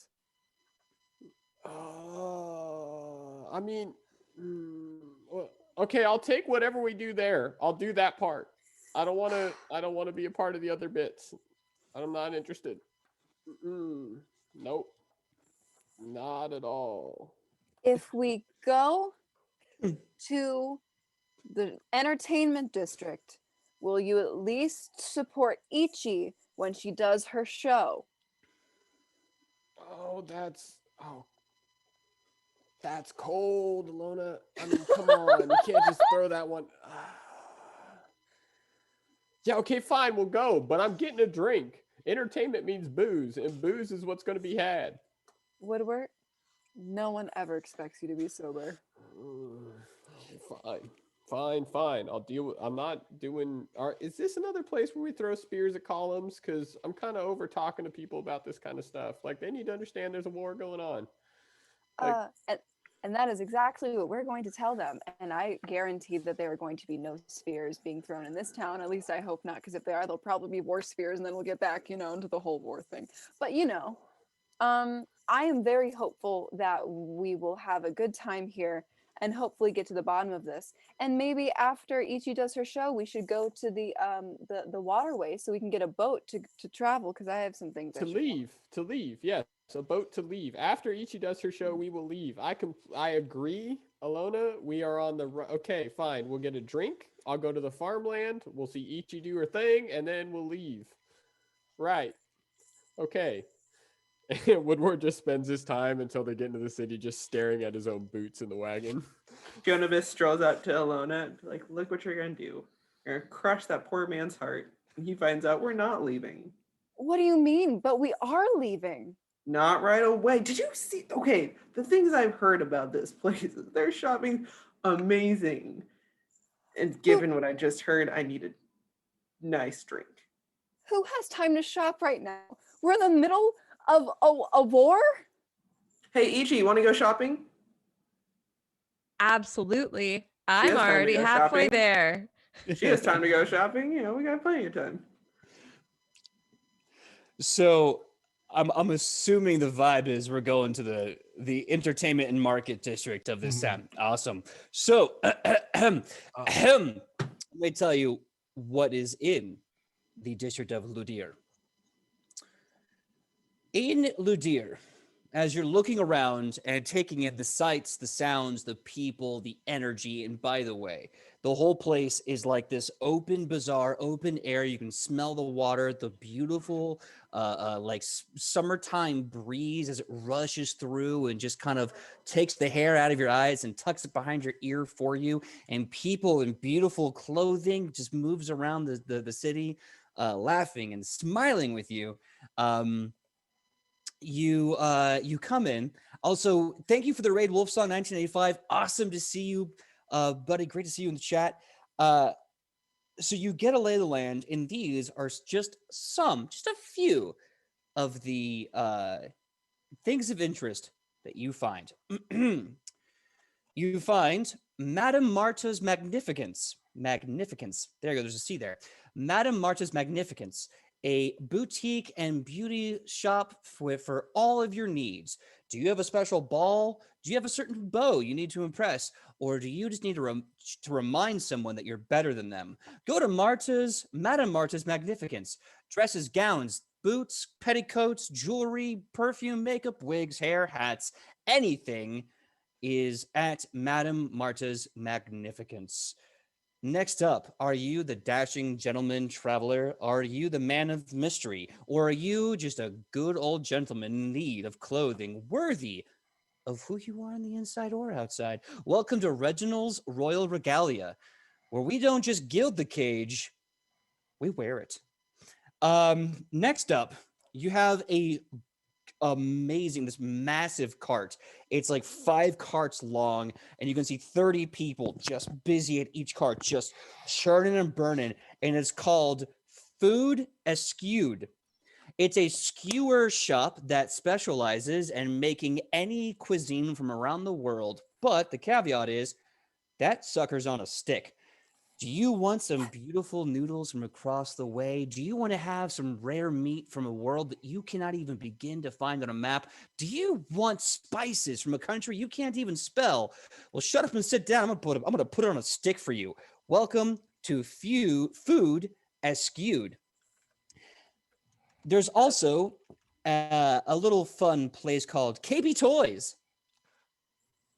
As KB Toys is actually no longer in business, I'm allowed to use that title. KB Toys. Games, toys, plushies, stuffies, fun times for youth and adults of all ages. Come on down to KB's Toys. You want a game, a puzzle, or a best friend? Get your butt in here already and buy our stuff. Next up, something sweet fills the air. a sort of sweet familiar scent. Sugary, warm, buttery, fluffy. Home. Sure enough, you see a stone building entitled Bun Boys. Yeah! With a giant sign that says proudly owned and operated by their loving partners, Selma and Theresa. The Bun Boys franchise has grown, but of course, this has to be a local pair making the buns, and this just happens to be Selma and Theresa. Let's see here. You also notice off in the distance a massive gladiatorial arena slash entertainment place. Kind of like, imagine if you will, if Madison Square Garden was in Pathfinder. There's a giant sign that says Tiak Kath Coliseum. You also find this massive theater with big bulb lights, giant marquee, big wooden signs, and it goes by the name of Round the Circle Theater. You also happen to find a very handsome but pure and simple and not at all gaudy or making a big to-do tavern, 3 stories, big wood, stone, solid infrastructure. This thing could survive an ambush, called the Type and Pint. And last but not least, as you look around this amazing mecca of merchandising and shopping, you find a familiar color symbol from a land far from here, hanging over an awning to a sign that says Isuo's Magic and Enchantment. PJ, I was wondering if I can make a performance check. Before you do, we're going to take a 5-minute break, and when we come back, we will find out where the heroes are going to go shopping on this possible shopping montage filled with secrets they don't know about yet. So we're going to come back in 5 minutes at 9:41 p.m. Pacific Standard Time. Love you all. See you in 5 minutes. Hey everyone, and thank you for that 5-minute break. Welcome back to Edge of Legend. If you missed us, we're so sorry, but basically what it is, the heroes have just got to this mega city made out of 5 islands connected by a series of bridges. This metropolis called Agrippa upon Obair. And the people, the heroes of Edge of Legend, have decided to go to the market entertainment district known as Ludir. Now, before we took a break, I said the different places of interest around this town. You have Madame Marta's Magnificence, Reginald's Royal Regalia, Food Askewed, the Bun Boys. You have Round the Circle Theater, Type and Pint, Tiak Kath Coliseum. You also have Isuo's House of Enchantments, and lastly, the famous tavern, Type and Pint. So the question is, where do you want to go? And we'll take it from there. PJ, as we are walking through this district, Rufa's going to pull out a lute from the wagon. Okay. And he's going to burst out into song promoting the upcoming fight. I do not have a lute, but I have a banjoli. I mean, sure. I'll give you a hero point for being prepared. Give me a performance check and then pluck a tune. All right.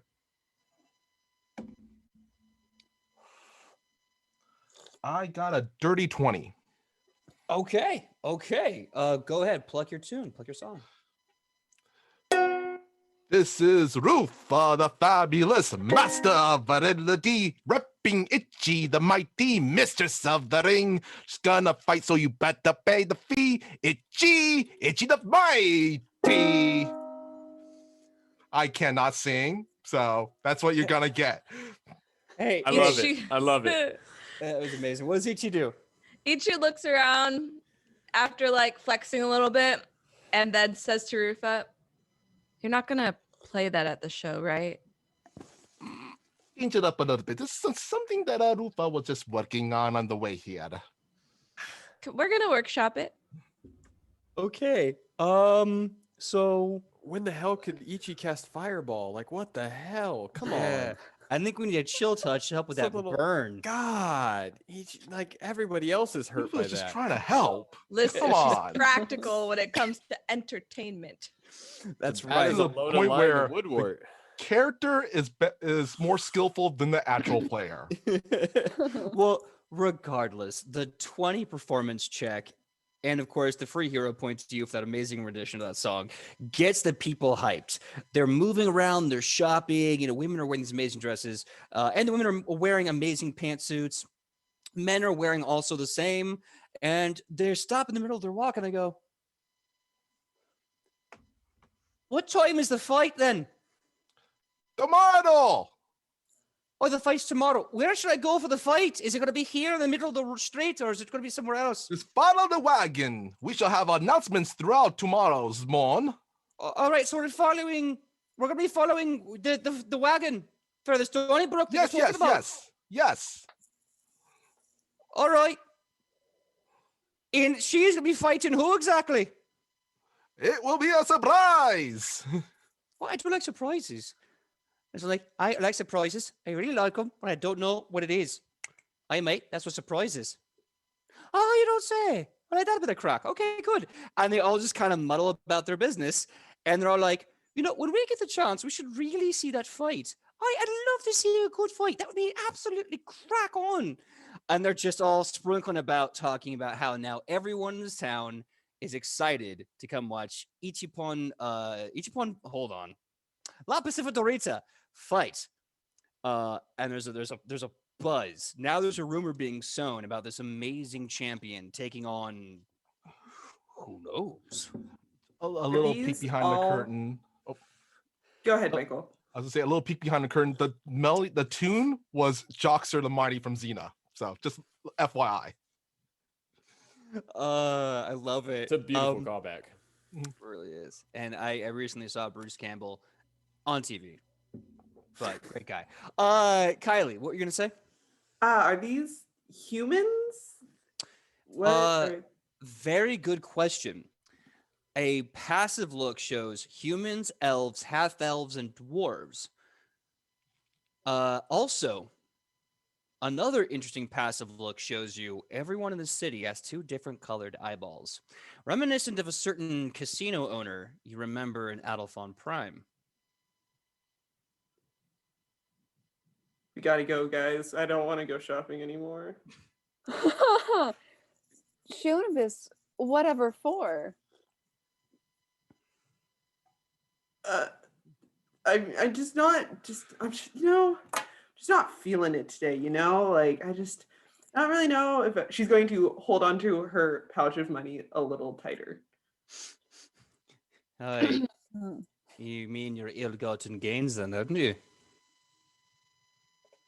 Yeah. She's like, oh God. Right. So the big question is, where are you going next? If it's okay to split the party, not everyone has to go with me, but I would like to go to Isobo's. Okay. So we have Ilona going to Iso's. I'm going to make a quick note of that. Where does everyone else want to go? Oh, I need a drink. I need a drink. Following Woodward. Okay, so we got Woodward and Shionibus going to the Type and Pint. At least I'm assuming that's where you're going. So far, Yeah. the only tavern. We can find Isuo anywhere. Yeah, shows up he's all always the time. around. I've never Okay. been to this bar.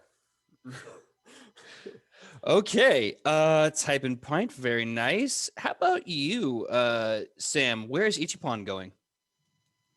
Ichi's going to look to Rufa and ask, what do you think is the best use of our time right now? I mean, I kind of want like a new outfit, but the performance comes first, Oh, true. Is there something? Yeah, what do you think?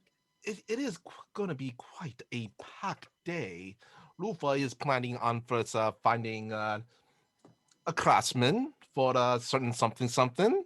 Then we must set up the fight, find an opponent that's worthy of your skills, and then a venue. Yes.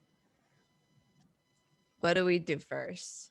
What? I just want to shop really bad, but I know that that's True. not what I should be doing.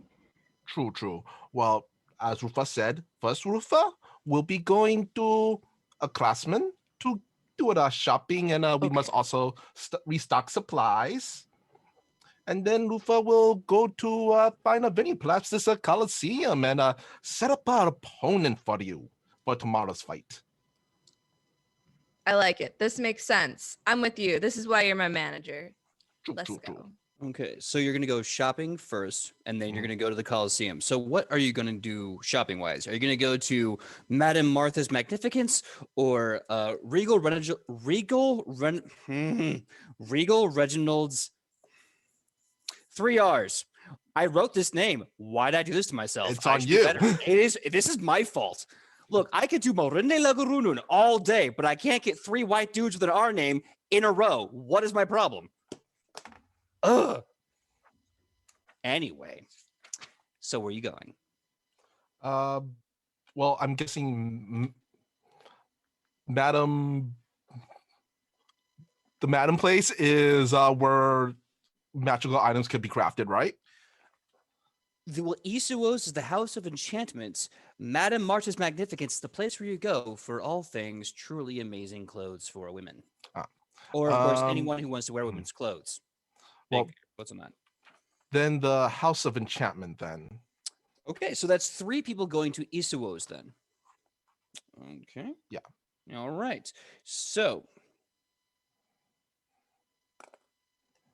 I gotta make a GM check here. Hold on. 1, 2, 3, 4, 5. 5. Okay.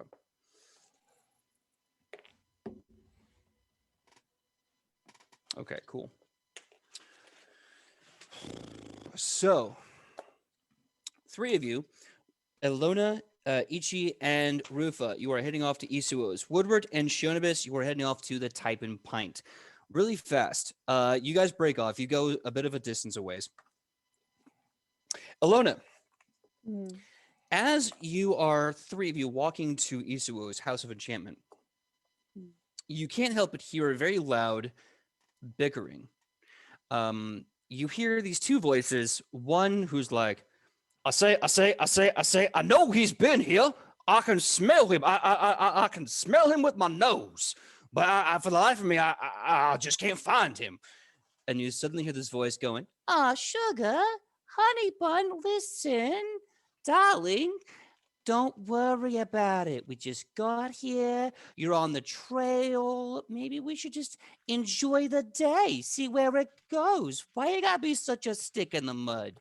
Cause I came here for a purpose. I came here for a job, and I do the job 1,000%. Listen, sweetie, I know that, but you kind of need to just dial it down a bit. You're kind of ruining our vacation. The shouting turns your attention. Impossible not to. Yeah.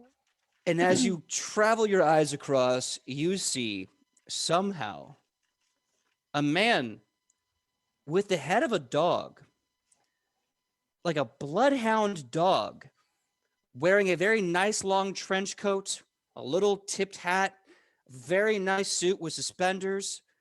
And you see a woman with the head of a cat wearing a very glamorous dress that maybe was once worn in a sort of singing tavern.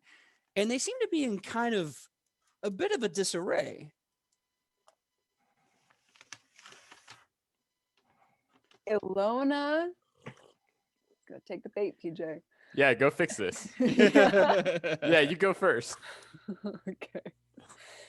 Ilona is going to walk over to the couple, the friend group, whoever they may be, and say, "I'm sorry, I couldn't help overhearing.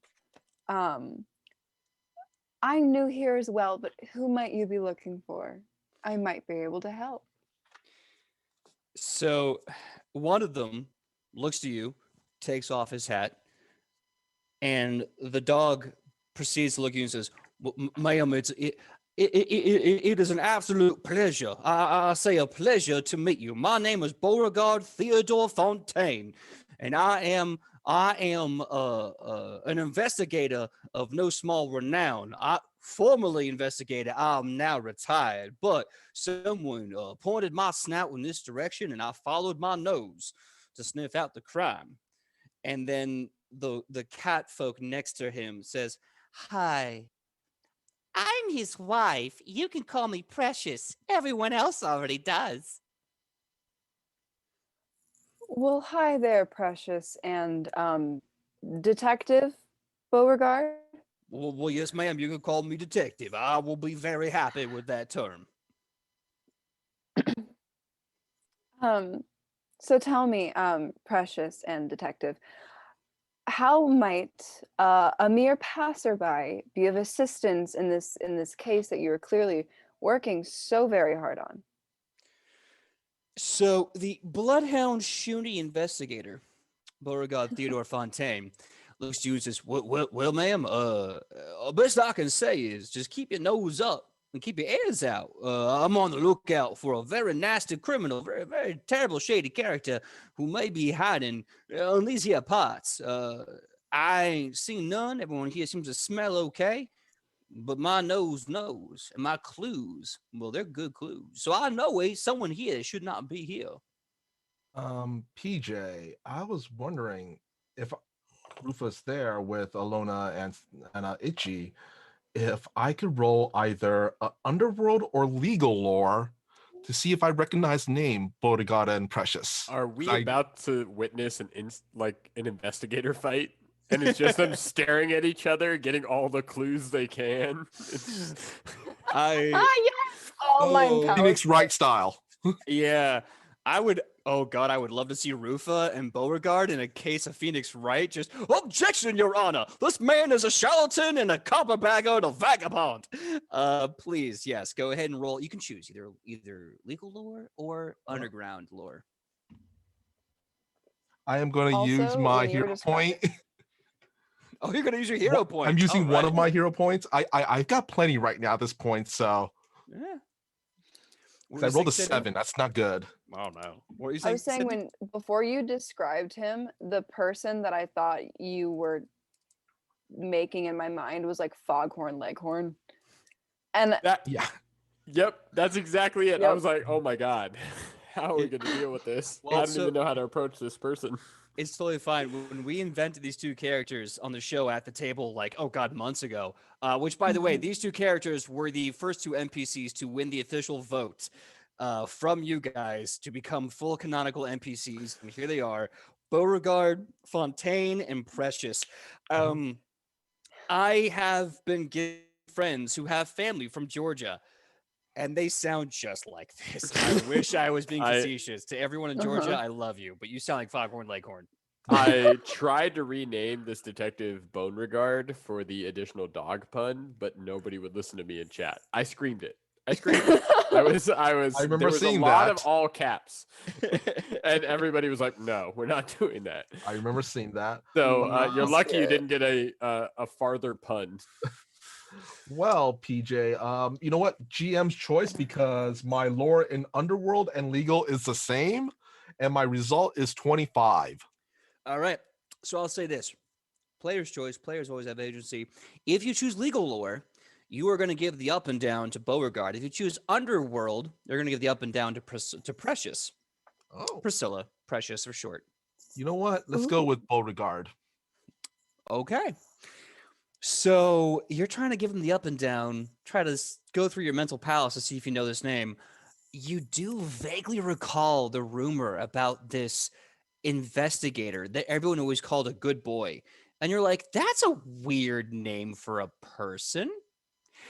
What do you mean good boy? And they're like, oh, he's a best boy. What does that even mean?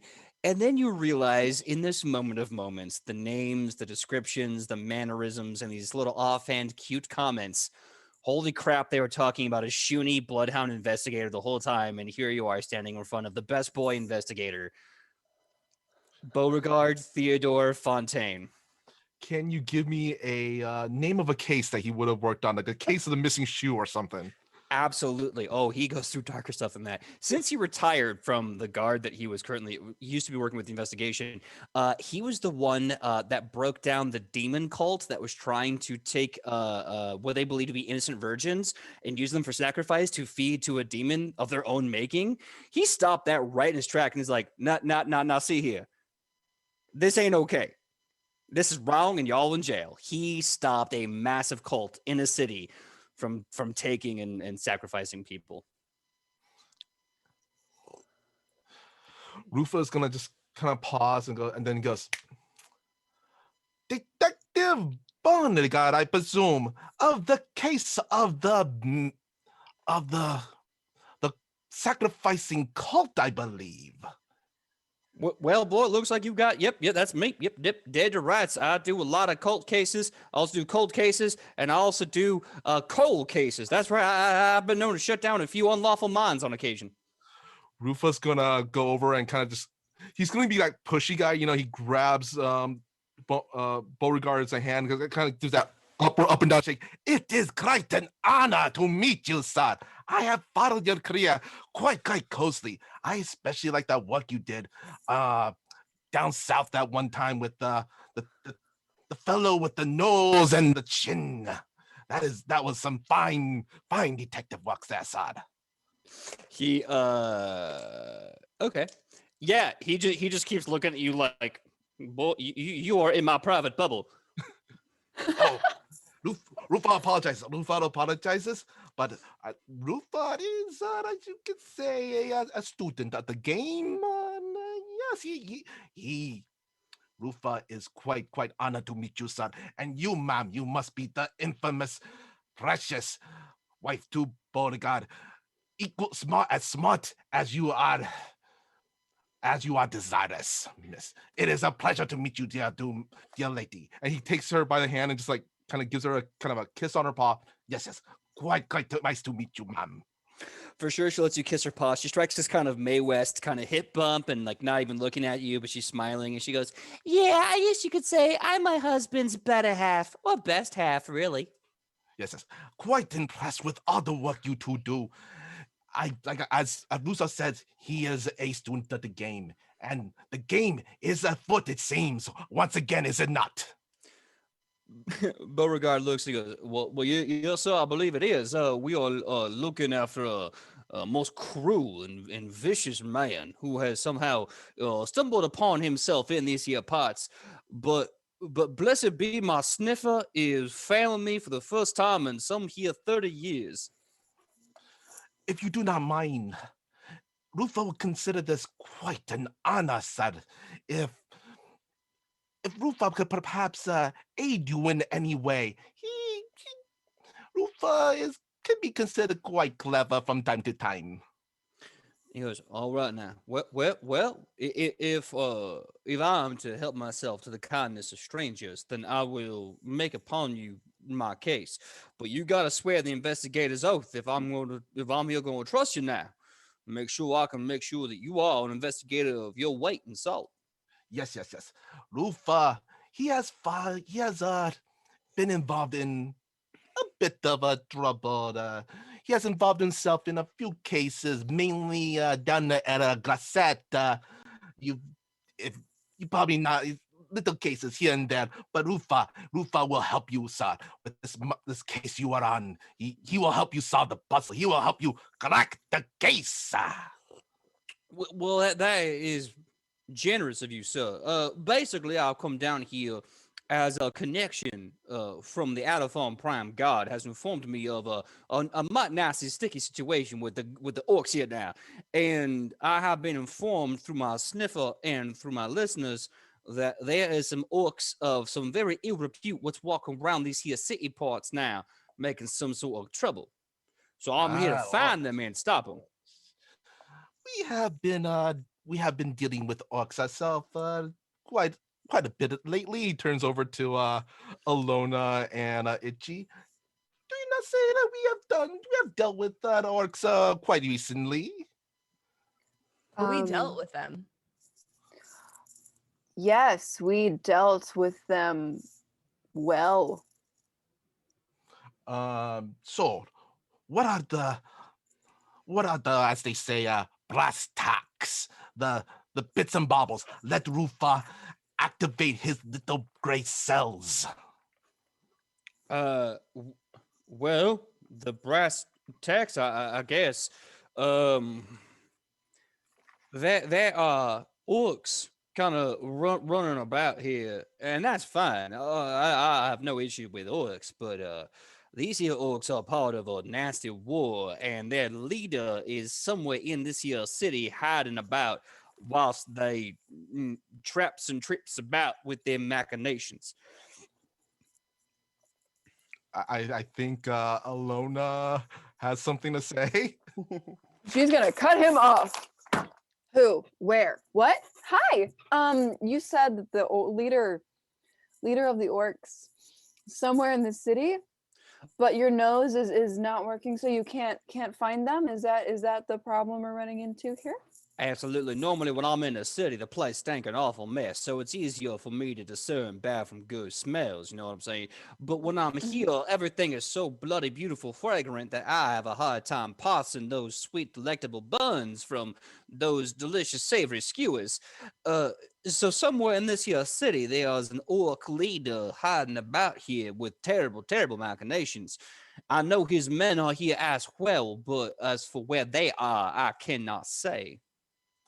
Investigator Beauregard, perhaps what is the name of this suspect? The suspect, oh, unfortunately, I don't know, as the people I talk to don't know. They just said it's one of the 5 generals of this army that is such an impending problem. Yes. We have been tasked ourselves to be the dip at the spear in this, I guess you could say, a green war that is about to engulf our world. Well, when you put it that way, I feel my inferior for not smelling such a terrible person. But yes, if you would like to help me with the case, just keep your eyes and ears open. Try to figure out where this gentleman is. I was told he is the most un-orc looking orc that ever orced. So if you know what the hell that means, please inform me, because I have no idea. Yes, I do. I actually do. I know what you're talking about. Wow. Alona gets way too excited, and then she calms down. So I actually was speaking to a few orcs. No, sorry, dwarves. I'm a little nervous.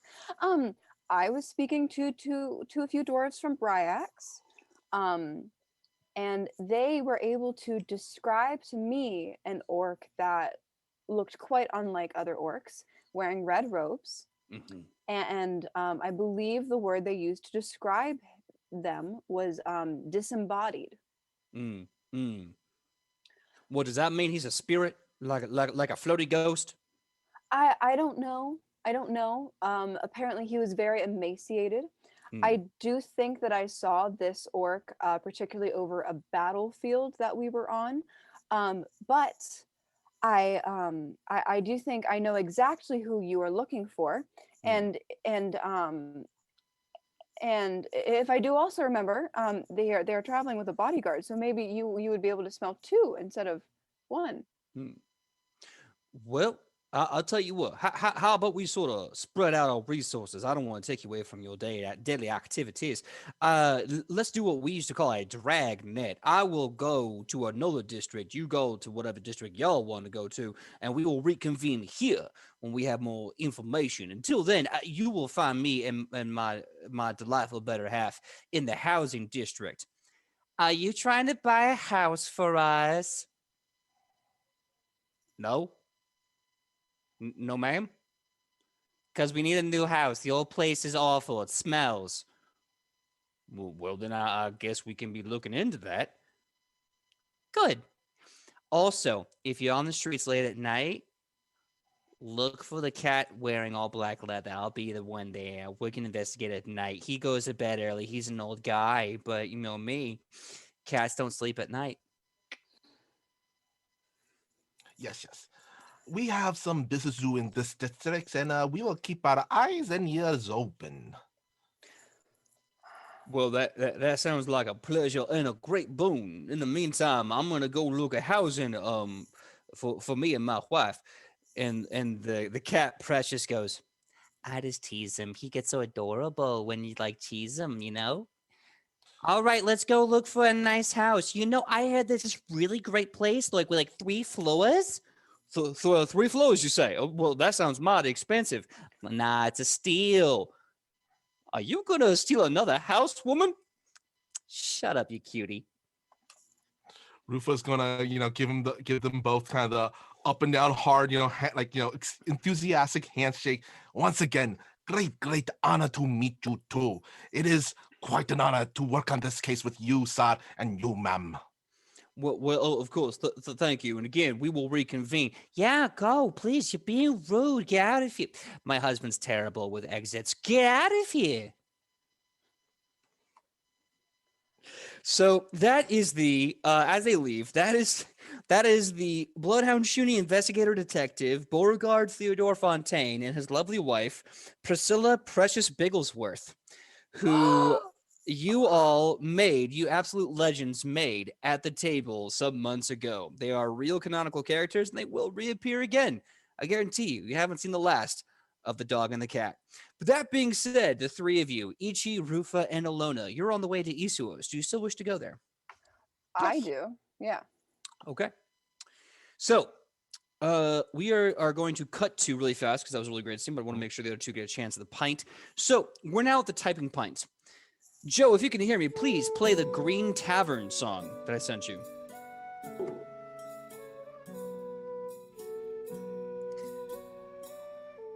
As the door opens wide on this very quaint and charming tavern, we see people all around Agrippa upon a bar here, having a drink or two, laughing, chatting about the day. Somewhere by the fireplace in the way back of the tavern, you see a few people with quills and papyrus and parchment and paper of all sorts, and they write in a fury, the fury of a mind that doesn't stop to cease to bloody bend or break to the wheels of time, but nay must create on in the spiry spit of the sun and the dark and crescent moon of night. They are writing stories, poems, adventures, fantasy coming to life. They are building something tremendous. All around them on the wall are the parchments of their efforts, plastered like trophies of creativity, like champions conquering lands, but instead of nations, they put forth ideas. Behind the counter, you see very lovely people, busy in their work and joyous in their days, cleaning their steins and their pint glasses, making sure that their drinks are flowing. There's a very large fellow, very large bloke, big beard gut as it were, orange fiery beard, surrounded by a gaggle of men and women, very beautiful folk that hang on his every honeyed word. And though his arms ripple with the muscles of the arena, his words, his lips dance with the tune of pure, perfect poetry. As you enter into the typing point, when the gentleman behind the counter there pouring a drink says, "Oi, welcome. I ain't seen you before, and I would know, because you're bloody gorgeous, and you're a shade of night I've never seen in a person, and you're 2 feet tall, and you look like you're covered in glowy mushrooms, and if I hadn't been 1 or 2 drinks into the cup, I'd assumed that I was seeing things, but no. How can I help you? Please, welcome to Typing Point. Everything here is a legend. Everything here is a drink. And hopefully, if we're lucky, we can make the two together think. How can I help you? Shionovis, or can Shionovis make a quick perception check to make sure she doesn't see a certain avatar? Absolutely. Oh yeah, because Woodward was there. Oh.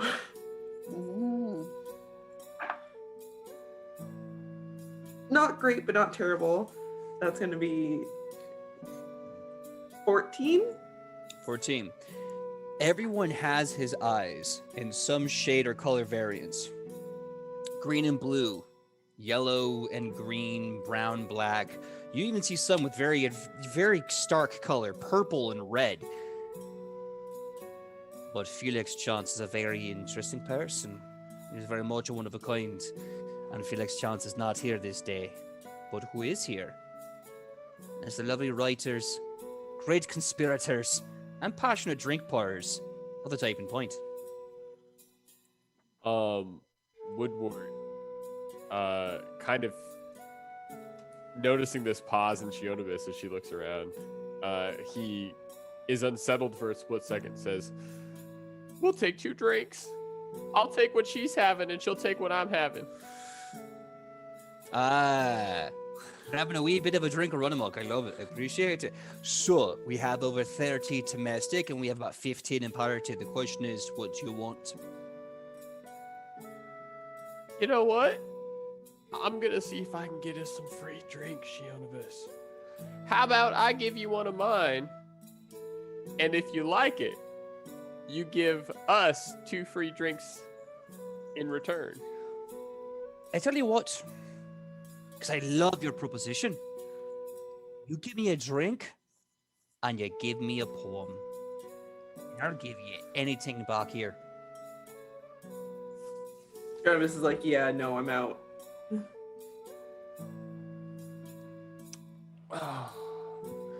If I can have that drink before I give you that poem to feel inspired by the place, I may be able to do such a thing. You see the gentleman kind of thinks about it, taking in the ambiance of the tavern, this beautiful darkwood tavern with so many trophies and ambiance and accoutrement and feeling, and he goes, I feel what you're saying. I tell you what, I'll give you 1 drink what she's having, but if you want yours to be for free, then I need that poem after the spirits move you. You know what? I got gold in my pocket, so deal for now, and I'll see if I'll pay up later. All right. And he turns to Shionibus with a mischievous grin, and he says, all right, lass, what'll he be having? We have 30 imported, we have 30 domestic, 15 imported. The 30 that we have on tap are things that are homegrown, homemade, everything across the spectrum of color, palette, and poise. Things that we have imparted from beyond the great divine Acadia itself in one special vintage from the steel of iron walls, the house, the city, who do not want you to know the lies of its love. Paramus itself. The question is yours, though. Do you want something that we've made from scratch that is absolutely crack on, or do you want something from a faraway nation? 5 hate you, 1 doesn't know you exist, and 1 would kill you just for not being them.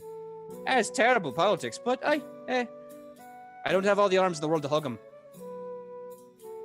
I'm interested in the one from that no one knows that we exist.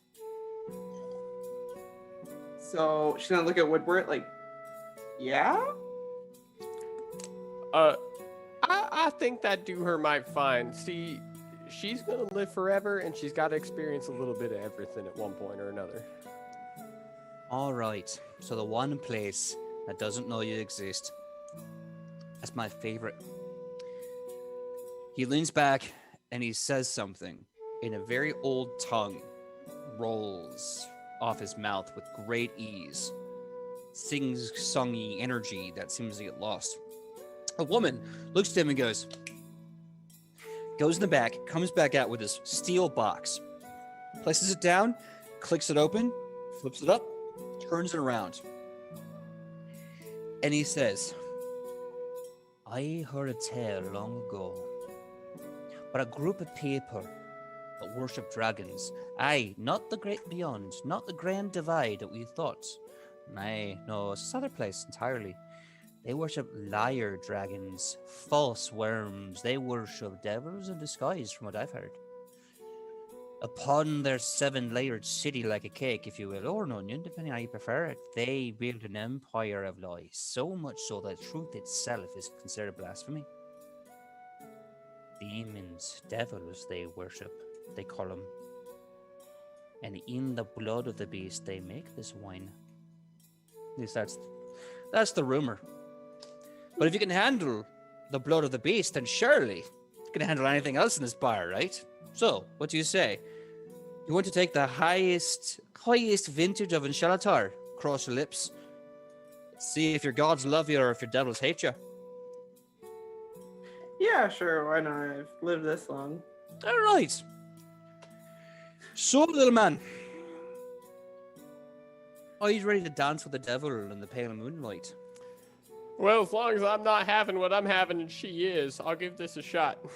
Oh, you see, you just signed yourself up for a cracking bad time. All right, hold on. He takes a drink. The cork pops out with this deep thunk.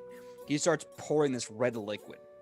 The red liquid seems to glitter gold inside of it, and there's actually a bit of steam that comes off this frigid, cold liquor. And as he thunks it back in, he puts it in this metal chest and puts it away, probably in this like Raiders of the Lost Ark style tomb of alcohol that the drinks you shall not drink in the back. And he slides us over to Woodward, and he says, "Do you believe in a god, mate?" Well, I didn't before I started traveling with a half-elf, and now I've met 3, so I'm in a little bit of a pickle. Well, you better ask him for a favor, because this is pretty rough. Here's my recommendation. I would normally say to not taste your drink is a disrespect to it. However, in this case, it's a mandatory fact. So, hold your breath, dome it to the back, and make sure you only breathe out when you're done. Woodward looks at him and he says, "When I bring my head back down, there better be an empty glass here, because you're about to have a little bit of my hooch, and the same applies to you. Have you ever had a god look at what you've made and thank you for it?" And he takes this shot and slams it back.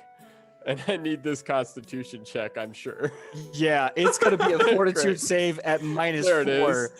Fortitude Nice. save at -4, and this guy looks to his other bar workers and he's like, "This is the best guy you've ever had in here!" Like, they're excited. Ooh, I have a 25. Not bad. And that's with the -4. Yeah, I have a plus 11 to my fortitude saves. All right. So you hit this in Shelator high shelf booze, the land of devils and dragons. You dome this stuff, and as you come back, you feel everything was ice cold, chilling you to the bone all the way down until it hits your stomach. The cold runs through your veins and makes the hair in the back of your neck stand tall. It makes your beard start to spread and fray even more. But then it starts to settle down. Your body slowly warms from the toes to the tip of your head, and as it does so, you start to hear the voices. You start to hear,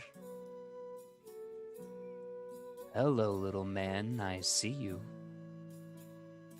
No, let this one go. He's spoken for. No, he's not. That's a lie. No, she put his blessing upon him. You know as well as I do the blessing of a god is pointless. Brother, give him the chance. Give him the chance, brother. I'd rather not. And in the back, you hear this woman's voice going, "If I see you idiots scrape and scrap one more time for a lost soul, I will devour you eightfold. Woman, the day I want to hear your opinion, I will crawl out of my hole and I will ask you for it. Do you want me to eat you alive? You're lucky I respect your brother. I will kill you where you stand. Ravan, get my swords." And suddenly, you are drunk as a skunk, and everyone is laughing. I think Woodward, at this time, it's very rare for him to be at this point. So he's just... His head comes back, and where it should stop to meet his eyes, it just keeps going. And looks at the bar as he holds himself up. And in a slurring speech, he tries to give his best poem he could come up with. The man is all ears. Everyone behind the bar, man, woman, everything in between, they're sitting there going like, "Your brews have been blessed by gods. Please, give us a speech. Give us a poem." "A drink you may impart. All nights must start. From a beard From a beer to a spirit, this bar is a merit. A love long forgotten. I will find it at this bottle's bottom. And he sits back in his chair and he pours out his bottle into the glass and slides it across to the bartender. The bartender, everyone else there is applauding this poem and your very presence. The bartender takes the drink. He salutes you with it. And he says, "A journey and adventure is but 1,000 words. I have done great deeds, both great and untowards. I will be the hero one day, but until that day comes, I will be here in my tavern, betting men, women, and words. Sir, you have the salute of the word itself, great Leifer and greatest Rochelle, and I, my part, we drink your booze, because I know, as a great martyr, I have nothing to lose." And he takes your hooch, downs it. He's gonna make a fortitude save. Woodward You rolled a 4. Woodward grabs the empty shot glass that was in front of him and downs it with him as if there was something in it and slams it back down on the table because he has no idea where he's at right now. This poetic potion slinger just takes it, puts it down, and then falls on the floor. He's out. He went from 0 to too many in 1 way too fast. The other woman working there goes, I'll handle your drinks. I'll handle your drinks the rest of the evening. Can we get this poetic idiot out of here, please? Because he's unconscious. The other woman picks him up and drags him to the back, and she looks and she says, "All right, so you won." And she points to Shonibus. What's she having? All your bottles are blending together, and I can't quite make out the words on the labels, so I'm gonna leave it up to my friend here. And he's like leaning hard towards the bench with his elbow like dug into the bar top. Yeah. Shionobus is just like, what just happened? Well, it looks like one of our workers wanted to see a god, and he found it, and it was too much for him. So, What's in his drink? And she like looks at Woodward like, oh god, is he dead? Don't ask me, ask the wee man. He brought it in here. It's blessed. He's not dead. Oh, we hope so. He's the one that runs this bloody place. Oh god, okay. I'll have a regular ale. Yeah. Regular ale. All right, sure. I'll be right back. 1 second. Talk so much yourself about this drink that you're gonna have, apparently. She's gonna like poke Woodward like, you okay, bro? I know that I rolled pretty well for the fortitude check, but I think the will check of whatever was arguing inside his head has probably put him under. Especially because I have no understanding of the greater pantheon, so I'm just like, I don't know who was in my head or arguing. Woodward has met the most gods so far, without even knowing it. At least it's not the leftovers from the bar mat. I don't know if anybody else has had to drink that, but that's rough. Oh, no, none of that. The bar mat's how you close it out. The final round. Yeah. Also, you know what? I think Rufa is the only one who isn't religious at all in the party. I never planned for Woodward to be, but he keeps taking a turn into some other god showing up. I think it's because Woodward isn't. I think it's because Woodward is just so free. He's so neutral, and every god's like, ooh. He's every man. Yeah. Yeah, They're like, I vibe with that energy. Get him on my team. Mm-hmm. Yeah. All the devil lords fighting over you. I like that he's like the social chameleon. He just goes in and out of pantheons as he sees around a party. It's a perfect person. Very sorry about that. I've had 3 cups of coffee, 2 cups of water. We all have to stay awake. Yeah. So that being said, yeah, Shonbus, what do you drink? You drink it as a good old fashioned ale? Yeah. So were those 2 import like from Acadia, and then the other one, were those the only 2 like imported types that they had? Oh, they had 15 imports. Oh, okay. Yeah, so they have a lot. So cool. What's the furthest east you got? They look at me and go,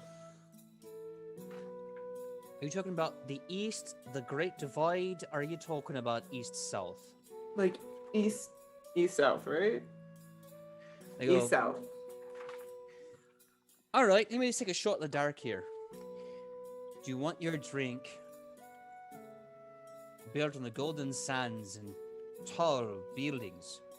Do you prefer it to be within the rich swamps and decadent families? Or do you want to have the drink from the land where gods make men heroes? After that last one about gods and seeing my friend now on the brink of death, she looks at Woodward. We'll do the first one. All right. Good choice. Woodward's gonna stand. He's just, no. Between gods and men, you take that shot and you look straight at that bottle and say, "I am no man." And he just passes out on the floor. She's like, yeah, okay, what he said. I guess we're in this together. So the woman goes to the back and comes back with this golden chest. She opens the golden chest, and inside this red velvet inlay, you see this bottle. A bottle that is a vintage of your home. And it's not just the human brew. No, this is the elven stuff. She reaches in and pulls it out, puts it on the countertop, closes it down, clasps the box in front of you. She pulls out a shot glass, leaves it in front of you, and she says, I don't know if you went in to be saluting the drink or the bottle, but little man said you probably shouldn't declare you are no man. I don't get the reference, but if you want to salute the bottle, I'm going to leave the bottle here for at least the first 3 shots, and then I'm putting it back in to go. Yeah, that's fine. That'll work. Does she recognize the bottle? Yes. Actually, this is a bottle that a friend of yours used to cultivate. Each cask would take 75 years to 150 years to make. Before you left Nubia, you know that he had about 12 casks that he made. You know him by the name of Doreshput. And he put himself into the favor of the god of the olive press, the wine, the party, and yet also the violence and the murder and the war that is Reshput, the ancient Egyptian god of the press. Actually, how much for the bottle? Hey, the whole thing. The whole thing. Ooh. Sentimental value, you know. Sure. I mean, this here bottle is probably like 200 or 300 years old. I don't. I'll tell you what. Something this big requires more than money. Because quite frankly, I don't know how to bloody put a price tag on it. But your friend is a very wordsmith individual, but he's passed out. So, you give me your heart's most painful secret or most lovely truth. And you got to mean it. And I know, I'm a bartendress. I live in a holy ground blessed by the goddess of bartendresses. I know if you're lying, you tell me something really important to your heart. Beautiful, painful, whatever. And if it's true, if your words are true, I'll let you have that bottle free. But I'm going to want that on paper because I'm putting that bloody thing on the wall.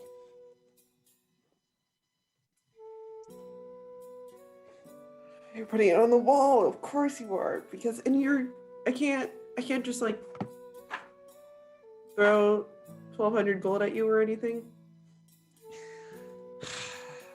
Ma'am, I don't know if this bottle's worth 1,200 or 12 million gold. I couldn't tell you. But here at the typing point, really what matters more is the story of your life and not the gold in it. So if you're going to tell me that you want this bottle because it has sentimental value, well, I'm going to need a piece of that sentimentality. All right, fine. Do you want me to just write it down on paper so you can just like against the wall?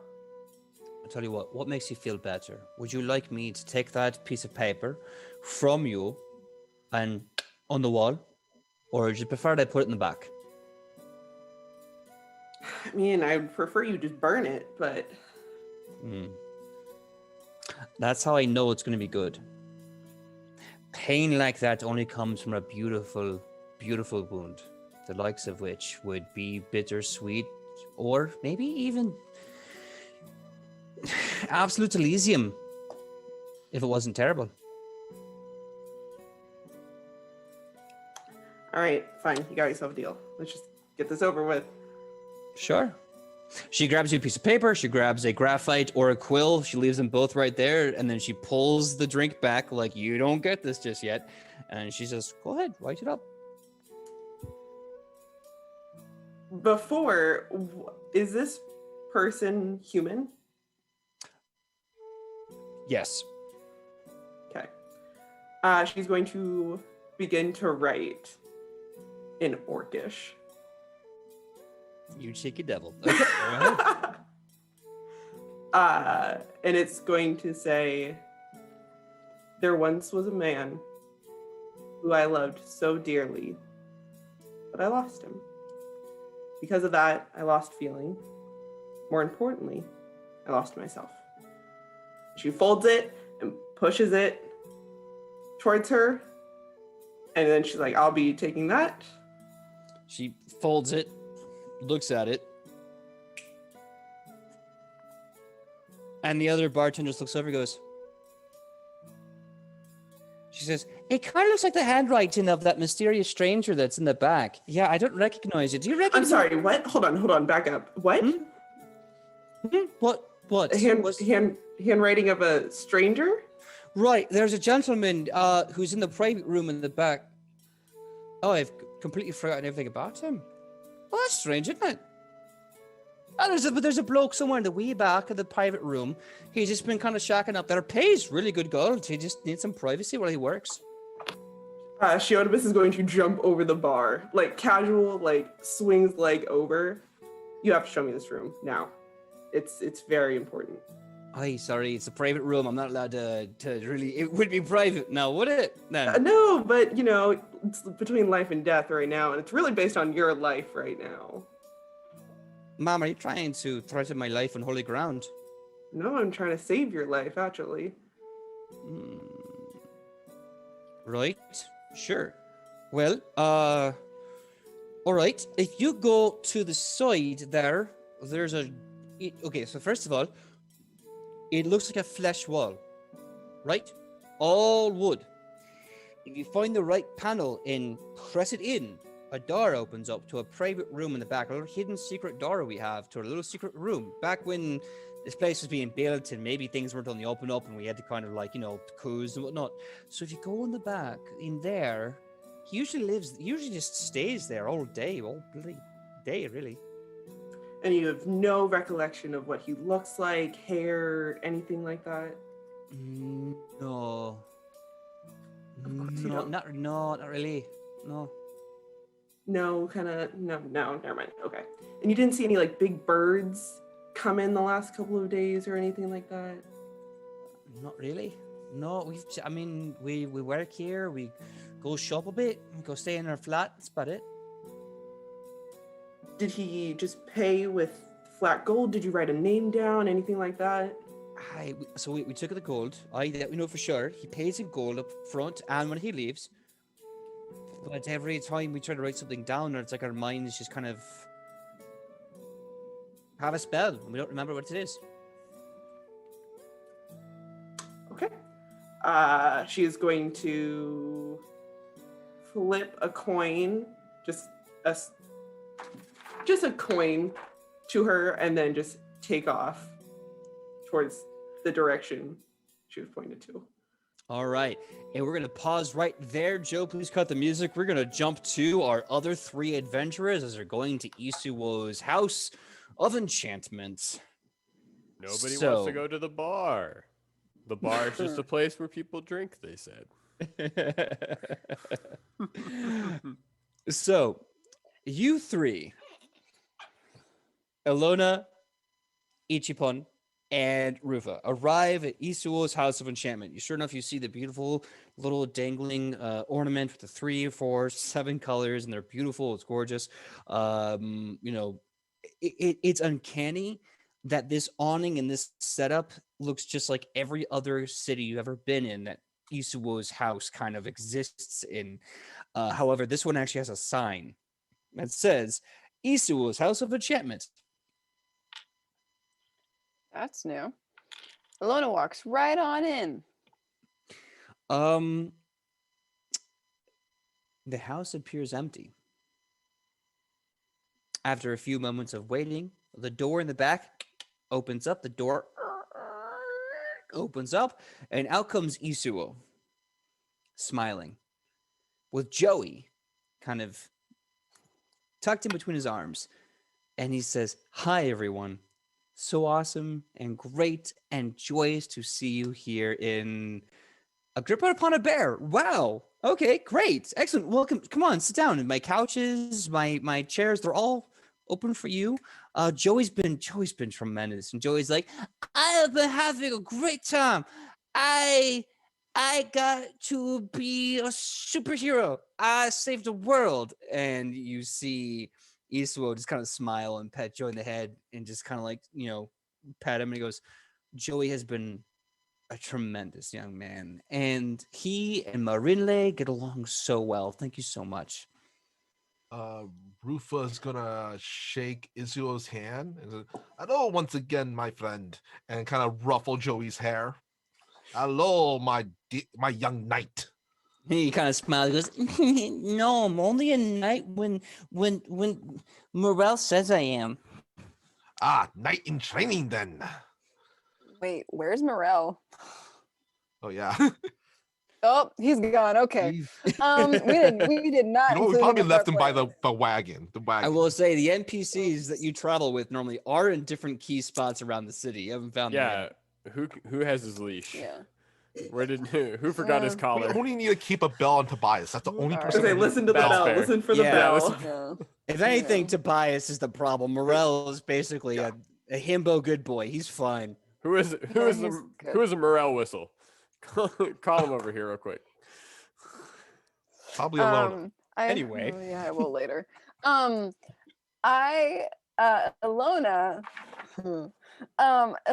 is going to look at Joey in pure relief because, oh boy, was he so ominous the last time we saw him.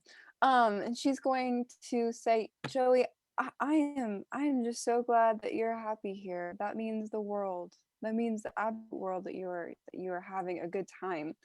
Do you mind if I speak to Isuo for a second alone? You can go play with Marinle if that's okay. He runs up, hugs you by the leg, the kind of hug where his whole head is just kind of in your waist.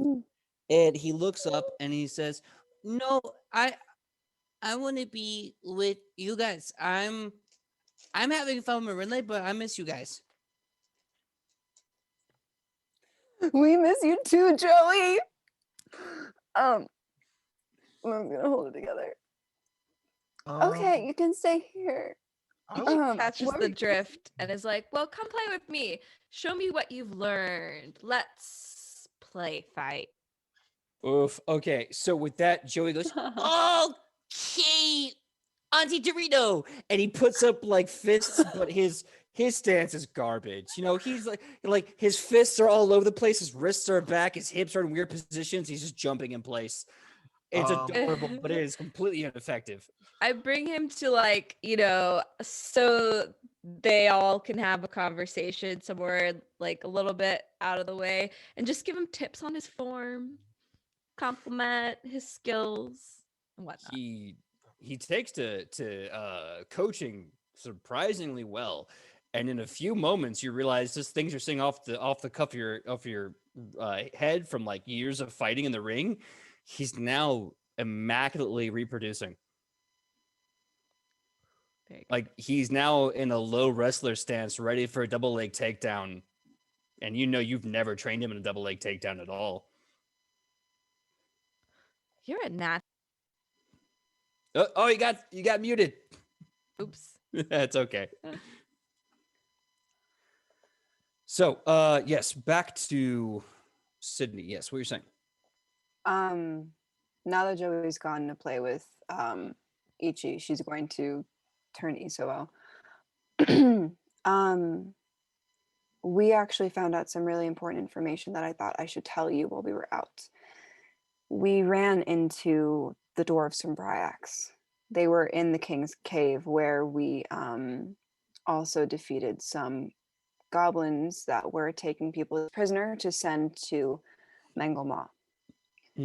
When we asked dwarves about Joey, they said that there was no human boy in that town. Mm-hmm. We also discovered that there is an orc that the dwarves saw in Bryax that I also saw in a battle in Methune, who is described as being disembodied. We also interacted with a detective and his partner earlier, who says that there's a strong possibility that that orc is in this town. Isuo kind of his ever-present smiley, warm face that makes everyone feel at home kind of deflates just a bit, and he says, "When you say disembodied, does that mean normal disembodiment or orcish disembodiment?" DJ, Yes. question. Answer. I was wondering if I could roll a warfare lore now that I have. It's one of the things I picked up when we leveled up. See if Rufa's going to kind of go back into his mind palace's library and go down the list of perhaps a well-known general or soldier that kind of fits that description. The description that Sidney already mentioned, or like the term disembodied? Okay. I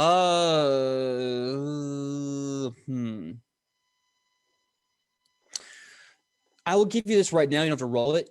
Mhm. The term disembodied is a hyper-specific orcish term. There wouldn't be a general or leader of the orcish description that matches that term. But if you wanted to do a orc lore or lore check to figure out what that term means, you can do that. If it sounds magical, would occultism work? Unfortunately, no. This is then orc lore. warfare lore then would be the closest one I have with orcish war. I'll tell you what. You can make a lore check with your +1 because this is related to the Green War, but this is not related to warfare. This is an orcish cultural thing. Okay.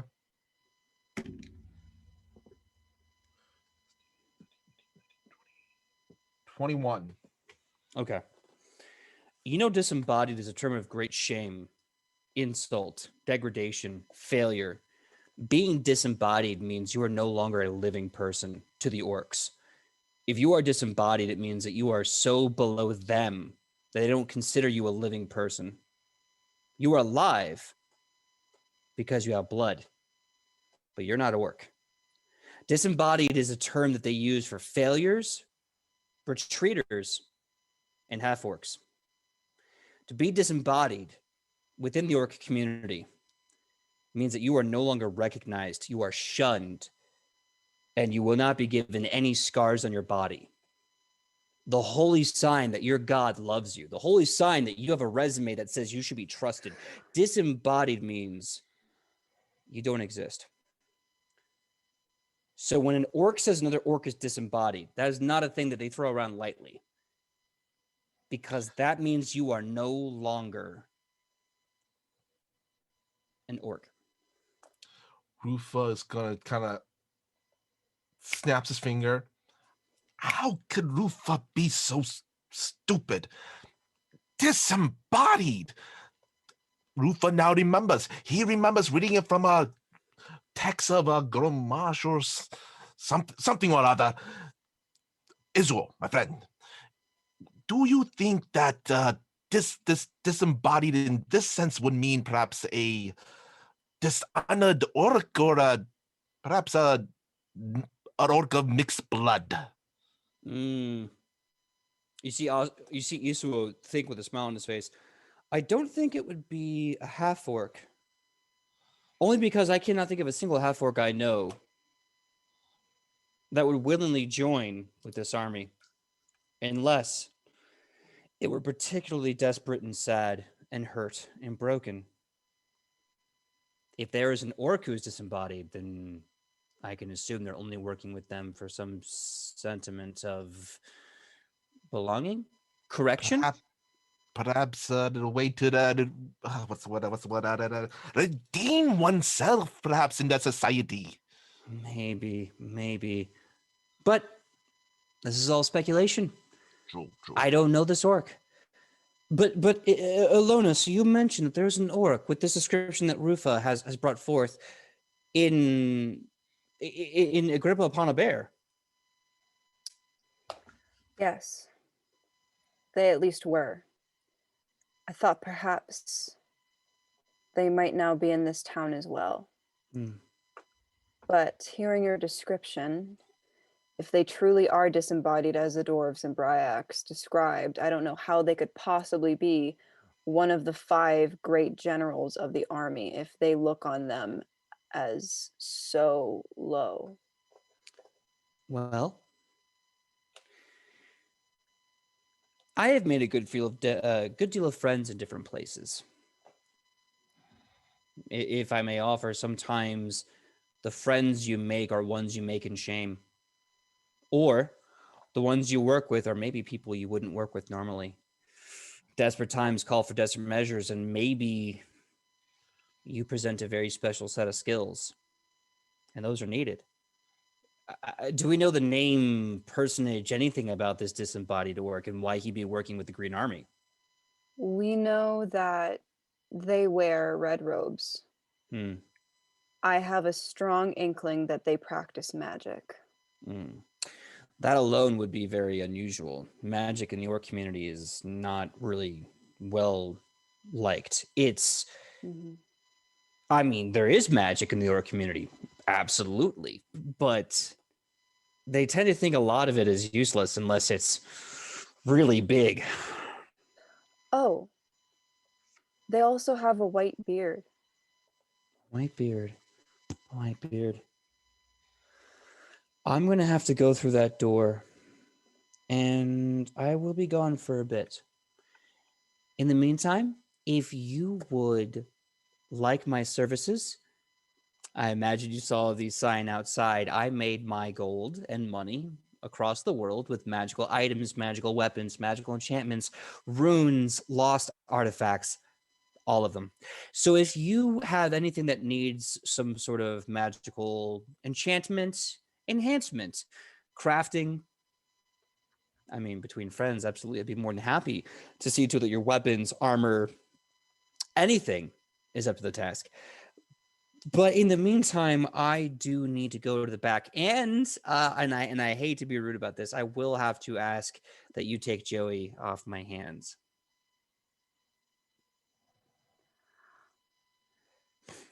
Of course.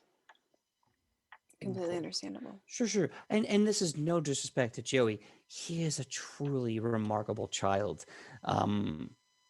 But I can't have him here anymore. Rufa's going to ask, Since the previous time that we met, has anything else developed in this occurrence with Joey? Anything new that we should know about? Eastwell gives you the warmest smile you've ever seen, and he says, I'm sorry. I literally can't tell you that. Are we in danger? No. Just keep loving him, and you're fine. In the meantime, I have to go make sure that my adopted daughter is fine. As you all know, children are a lot of energy, and I have to go into that door. In the meantime, may the Orisa bind you, protect you, embody you, and may the gods that you favor walk with you. And you're always welcome to buy my magical wares, or if you need any sort of enhancement to your magical items, please. I specialize in this. This is how I made my money.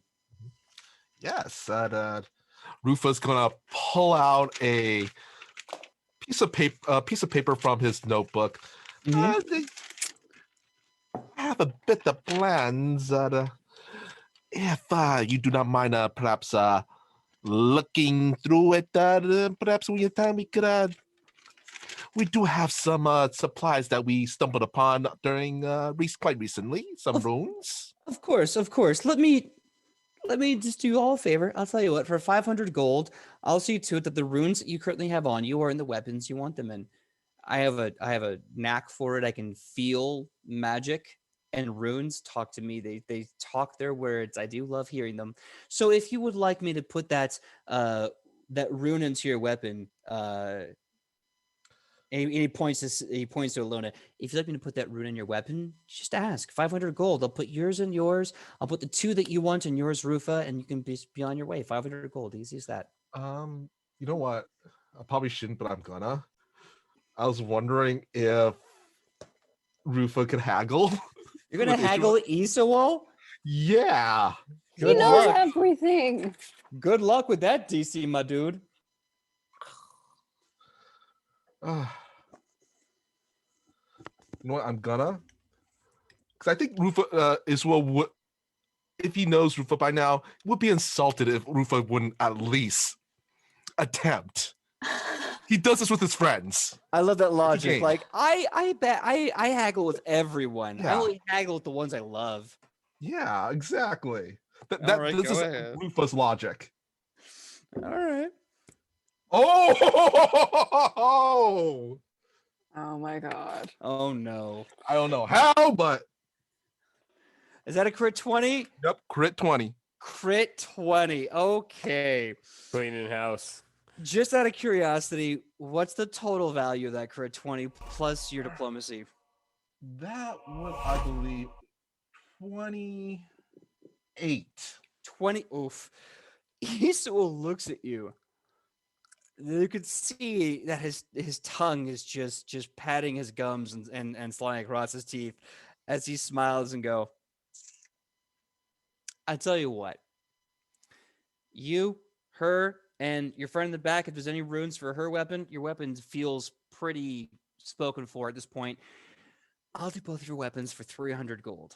Flat rate, no more, no less. How does that sound? Deal. And Rufo just shakes his hand like up and down. And that's how do we do it in Gracetta. And he smiles. He goes, oh, Gracette. Mm-hmm. Yeah. Sure. The land of the merchants. The merchant princes. So he goes to Alona and he says, come on, give me your hands. Let me see your hands. Okay. He puts his hands on the top of your wrapped hands, brings them around the bottom, and slides up to your wrist. It's this very gentle, relaxing motion. And he says, He asks for the rune. And he says, I'm imagining you want the pacify rune. Is that correct? Yes, please. He takes the pacify rune. You see suddenly his whole body glows with this amazing golden light. You can see that there's a spirit about him that is 1,000 spirits strong. It is the spirit of basically all humanity, and it all coalesces around him. And he takes this rune, he takes it to his forehead, You see him whispering this prayer to the greater spirit of all life. He kisses it. He takes it on your wrist and he slides it down your forearm, back up, and then to the rune itself melds into your wraps like a snowflake joining its home in water. And as he does this, he just kind of starts rubbing your arms until you start to feel a bit of a heat. And he stops and he goes, "May your hands bring the peace that this world so desperately cries for." And he lets go. And he goes, "All right, Rufa, you're next. Step on up." All right. Rufa's gonna pull out 2 items. One, his very fancy scorpion whip, and the other is a what looks to be, it's a nice cane. It's not too flashy, just flashing enough. Something that a circus ring, what's it called? A ringleader would use. He looks at you and goes, "I know what you have in mind. Uh-huh. One or the other. You can't have both. The cane or the whip." Well, I do have this one, and he pulls out the shifting rune. He takes the shifting rune and he goes, here's the thing about magic. Magic is both chaos and order on 2 extremes. On one hand, you have a basis, a foundation, the ground on which you build your home. It's like when I was back in Tezuku, the house that I made was a simple little house. But I knew that I could not build a house if I did not have the right land. So I went across large wastelands of sand. I went to the highest mountaintop until I realized the best base was balance. Grass patch, sandy dirt, rich soil, mountaintop. This is magic. Magic is balance. But then it's also chaos. And he takes the shifting rune and he says, it's chaos and balance in an ever eternal war, marriage, peace, joy, destruction. And he takes these 2 coins and he rubs them together, these 2 runes, he rubs them together and he says, if you are going to have one, you're going to have both. If you are going to turn the physical into the metaphysical, then you will need the anchor so that your wings can fly. This is how it works. It is the macro and the micro. It is the great and the small. It is the water and it is the ice. So I will give it to you one time for one item. The whip of the cane. What will be the thing that defies the will of the gods and the reality of man? Is it the whip of the cane? There's no wrong choice. Rufa is going to put his hand on his lips and then gestures for a moment and then gestures to the whip. You're an investigator at heart, but you're a warrior. You're a warrior 1,000 years long. You're going to need this, Rufa. You have no idea. You're going to need this. And then he takes your whip with his hands now glowing these 2 bright colors, and he grabs your whip and he just stretches the leather as hard as he can. You can hear the creak and the muscular tautness of the leather just stretch as he just stretches it out. And it glows with this beautiful golden light until it shrinks and melts into normalcy, that charade of normalcy that magic thrives in. And he hands you the whip and he says, you now have a magical whip that can take on any sort of basic structure you wish. I caution you, though, not this. This weapon, this is just a weapon. A weapon's a tool. I caution your soul, Rufa. Lies and truths are a currency, often fraudulent and ineffective.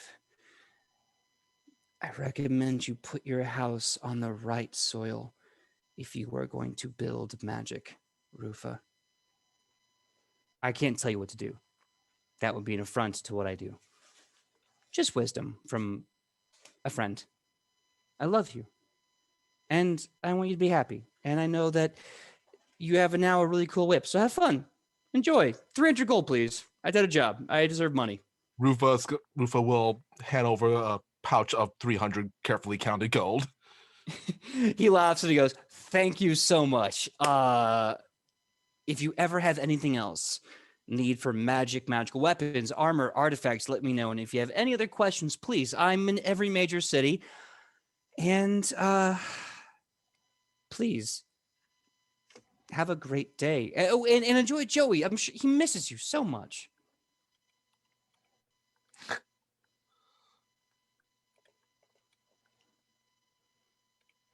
Rufa is gonna nod.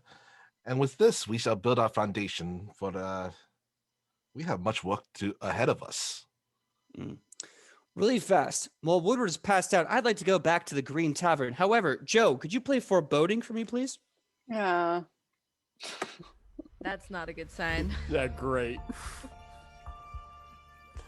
Jonabus, you find the little hidden wooden slat on the wall. Whether you intend to, or divinity or fate has pressed you, your hand finds the slot and the door opens in front of you.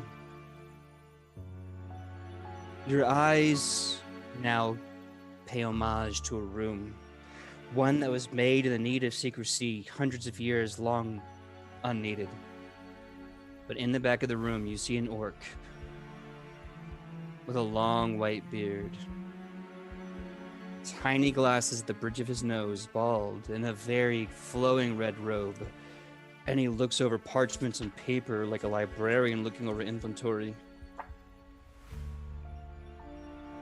He looks up from his paperwork to you, eyes staring over bifocals. And he says, "I see you have found me. It's a pleasure to have met you. I don't know how you got here."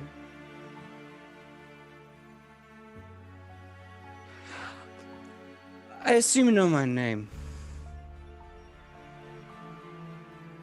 I'm going to say it once to you, because I want to make sure you have it right. You can call me Geb Zebel. Now, I would ask you more questions, but unfortunately, you're not supposed to be here. And I'm going to insist that you leave. And before you can answer, that is where we will end today's episode, as you have found the hidden spot in the tavern of Geb Zebel, the man who has convinced whole cities they do not deserve to live in their towns. But next week, we'll see what happens as these people go about a wonderful day of shopping, a wonderful day of hanging out in Agrippa upon Obair, and one unfortunate elf who has stumbled upon Geb Zebel, one of the 5 generals of the Green Army. So, I'm going to ask that these wonderful people say their goodbyes. I have to go again. I've had 3 cups of coffee and water. I'll be right back. Please, Mr. Michael Powell, tell them who you are and where they can find you on that sweet, sweet internet. All right. Well, I am Michael Powell, and you can find me all over the internet on my social media, which is at Mr. Kapow. That's MrKapao. Or my Facebook page, which is facebook.com/Michael Powell Does Stuff, because I do a lot of stuff. And such as my YouTube page, which is youtube.com/Fantastic Tales of Adventure. And on Thursdays at, I believe, 6 p.m. Pacific Standard Time on the Toyzilla Network channel, I am part of a show called Toyzilla Live, where we talk about toy news and nostalgia. And since PJ's not here, I'm going to pretend to be PJ and call on our lovely wholesome cleric, played by Sidney. So, Sidney, let's know where we can find you on the internet. Oh, gee, hi. Well, my name is Sidney Rubino, and you can find me on the internet at Sidney Rubino. On Tuesdays, I have a YouTube series where I read folklore and fairy tales and whatnot for you. So if you like mystery, like myths, lore, I'm sure there's mystery in there too somewhere. I will get to that. But if you like listening to stories, come check it out. I read them. They're fun. And next, we're gonna go to my biffle, Kylie. Kai's Wonderful Life, who's amazing and wonderful. Hello, I'm Kylie, or I go by Kai. It really doesn't matter at this point. I played the most curious Elven Ranger Shion missed tonight, and for the foreseeable future, unless she, loses her name to the Fae, Megaw. You can find me all over the internet at Kai's Wonderful Life. I also am currently on a hiatus of my D&D campaign, The City of Promise, which is usually on Sundays, but we might be changing the date, so keep a lookout for that. And yeah. Thanks. So sorry about that. Like I said, 3 cups of coffee, 2 glasses of water makes you gotta go. So we had Rufo, we had Kylie. Sidney, did you go before Kylie? I sure done did. I thought I heard that. Okay, Sam, tell us who you are and where we can find you on that sweet internet.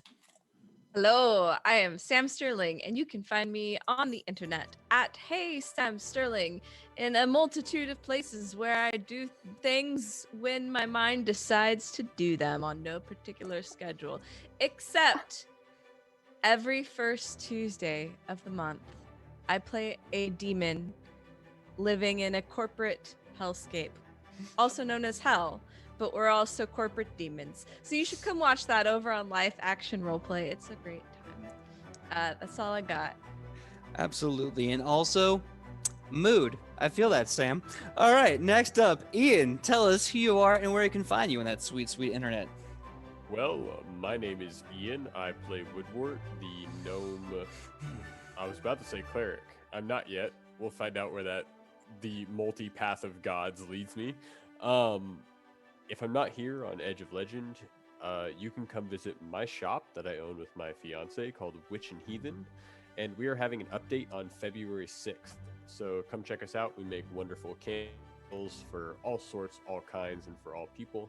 Come check us out. We'd love for you guys to look at our stuff and hopefully you want to bring home as well. Well, my name is PJ. Before I go into my thing, I have to be a terrible GM and ask Kylie to make a willpower save really fast. After You just gotta do this. You just gotta do this to her. Mm-hmm. I knew there was gonna be secrets, but Oh, I was so mad, guys. You don't know how I was furiously typing to everybody. I was like, do not talk to Isawo. That's not Isawo. I was sending as many messages as I could to as many people as possible. I mean, so far Eastwood's legit. It's just, what was that willpower save? You said willpower? Willpower, that's right. I'm good at these. This is my good die. I'm gonna use a hero point. I mean, this is the literal last second you're allowed to use. Is that a crit? Dump them. Is that a crit? It was a 2. Oh. Yeah, dump So your hero point. hero Yeah, points. Hero hero points. point. hero You points. might wanna- Dump 'em Come in on. there. You know, so much better. Thank God. That is going to be, hold on, math, because it's so hard. 27. Nice. Okay. So when we come back next week, we're going to see what that willpower the Shinobis just rolled was for, if it worked or not. But until then, my name is PJ Megaw. You can find me all over the internet at pj.megaw, both Facebook, Instagram, and TikTok. I'm on that now. I have some OCs I'm gonna drop eventually. We'll cross that bridge when we get to it. Also, everyone here, I love, I adore. Please go check out Sidney on Tuesdays, doing her folklore stories. I always watch them when I get a chance to. The American stuff she's doing, the American folklores are amazing. David Crockett, the Boone, Bowie, all those guys, great. Witch and Heathen is an amazing group of people making some really cool stuff. I think a few of us have bought some of their products. Michael, he does everything. Everything he does is fun to watch. And if you love toys and nostalgia, go check it out. Kylie, I've seen the show on Sunday. Go check it out whenever it's going to happen. It's good old-fashioned fun. Sam is truly inspired in whatever she puts her mind to and takes a part in. If it's 5 minutes, 5 seconds, or 5 hours, she's tremendous. Go check her out with Live Action Roleplay. When I'm not here Wednesdays, I'm here Tuesdays with Mr. Michael Powell doing At the Table with the show that invented the dog and the cat that you just met, that dog and cat would not have happened if it wasn't for you, the loyal legends of our chat, showing up on Tuesdays and inventing that with us, and then voting on it here on Wednesdays. So that was Yeah. what you did. You invent Yeah. that in the bully boots. That was all you guys. PJ, really What's up? quick, it seems like chat wants us to create a certain chunkla, a magical chunkla maybe next time. I'll tell you what, if any of you guys are going to be at next week's At the Table when we do the creation process, join us, yell at me in the chat to create the chonkla. We'll make the chonkla. You, me, Mr. Michael Powell will make it all together. But last but not least, there's two things I want to announce to you guys that we are doing for sure and we're super excited about. I have written and completed Ra's Rave Party. Everyone you see here will be a god, whether it's in real mythology or the mythology of Edge of Legend, going to Ra's house party on Malibu Hills. And what adventures, misadventures, and terrible choices will they make? Well, when we get the date, which should be in February, we'll let you know. Right around Chinese New Year, we're going to be doing Ra's Rave Party. And And last that'd but be not, so good. I just have to say, I'm like so Yeah. excited. I just have to say. I'm so excited. Can I share who everyone's playing for Ra's Rave Party? Oh, Can I- you can I talk about that? Yes. Yeah. Sure. Okay, so first out the gate, I'm so glad I got to bring her out because Rochelle, the goddess of bartenders, wenches, brothels, the working lady, and just retail in general, is being helmed by our tremendous, stupendous Sidney Rubino. Sidney Rubino is going to be playing Rochelle at a house party. We have Michael Powell representing the homeland of China. Is it Ao Qin or is it the other dragon god? I always I get think it's the Ao four Qin. of them. Ao Qin, representing They all have the- the same last name. it's true. Representing one of the four dragon kings of the sea. He's going to be showing up and having a great time. Now, we all like our classics here. Persephone is stepping up, but stepping into the spirit of Persephone is our goddess herself, Kylie. Now, Grandma Spider, the Hopi Indian trickster, and everyone's favorite weaver, just good old abuela, just knitting in the corner. It's gonna be done by the spectacular Sam Sterling, and last but not least, Felix Chance, everyone's favorite Irish troublemaker who almost took, I don't know, the soul, the life, who knows? They were too successful. Who made a deal with Shionibus. Felix Chance will be showing up at this party, whether he's invited or not, and he will be played by the stupendous Ian. So, when we announce Ra's Rave Party, come find these people playing gods in a house party full of gods and see what shenanigans they play. That should be coming in mid-February. And one more thing I want to tease. What happens when you are an all-female elite bomber unit in the sky and you have to take on dragons, wyverns, pixies, and all manner of terrifying magical beasts, and all you have is your sister, your machine gun, and 2 silk wings? Well, sometime on International Women's Day in March, you're going to find out, and you're going to learn the tale of the Night Witches. Come check out the Night Witches of New Jack City happening in March, and I'm writing that as we speak, and I cannot wait to introduce to you, show you these tremendous, truly heroic women of New Jack City. That being said, I think I've talked enough for one day. Thank you so much for letting me come into your lives, and thank you so much to let all of us come into your lives and tell this story. Until then, we're going to see you same nat time, same nat channel here, Wednesdays, 8 p.m. Pacific Standard for Edge of Legend. We love you so much. You absolute legends, you. Be safe.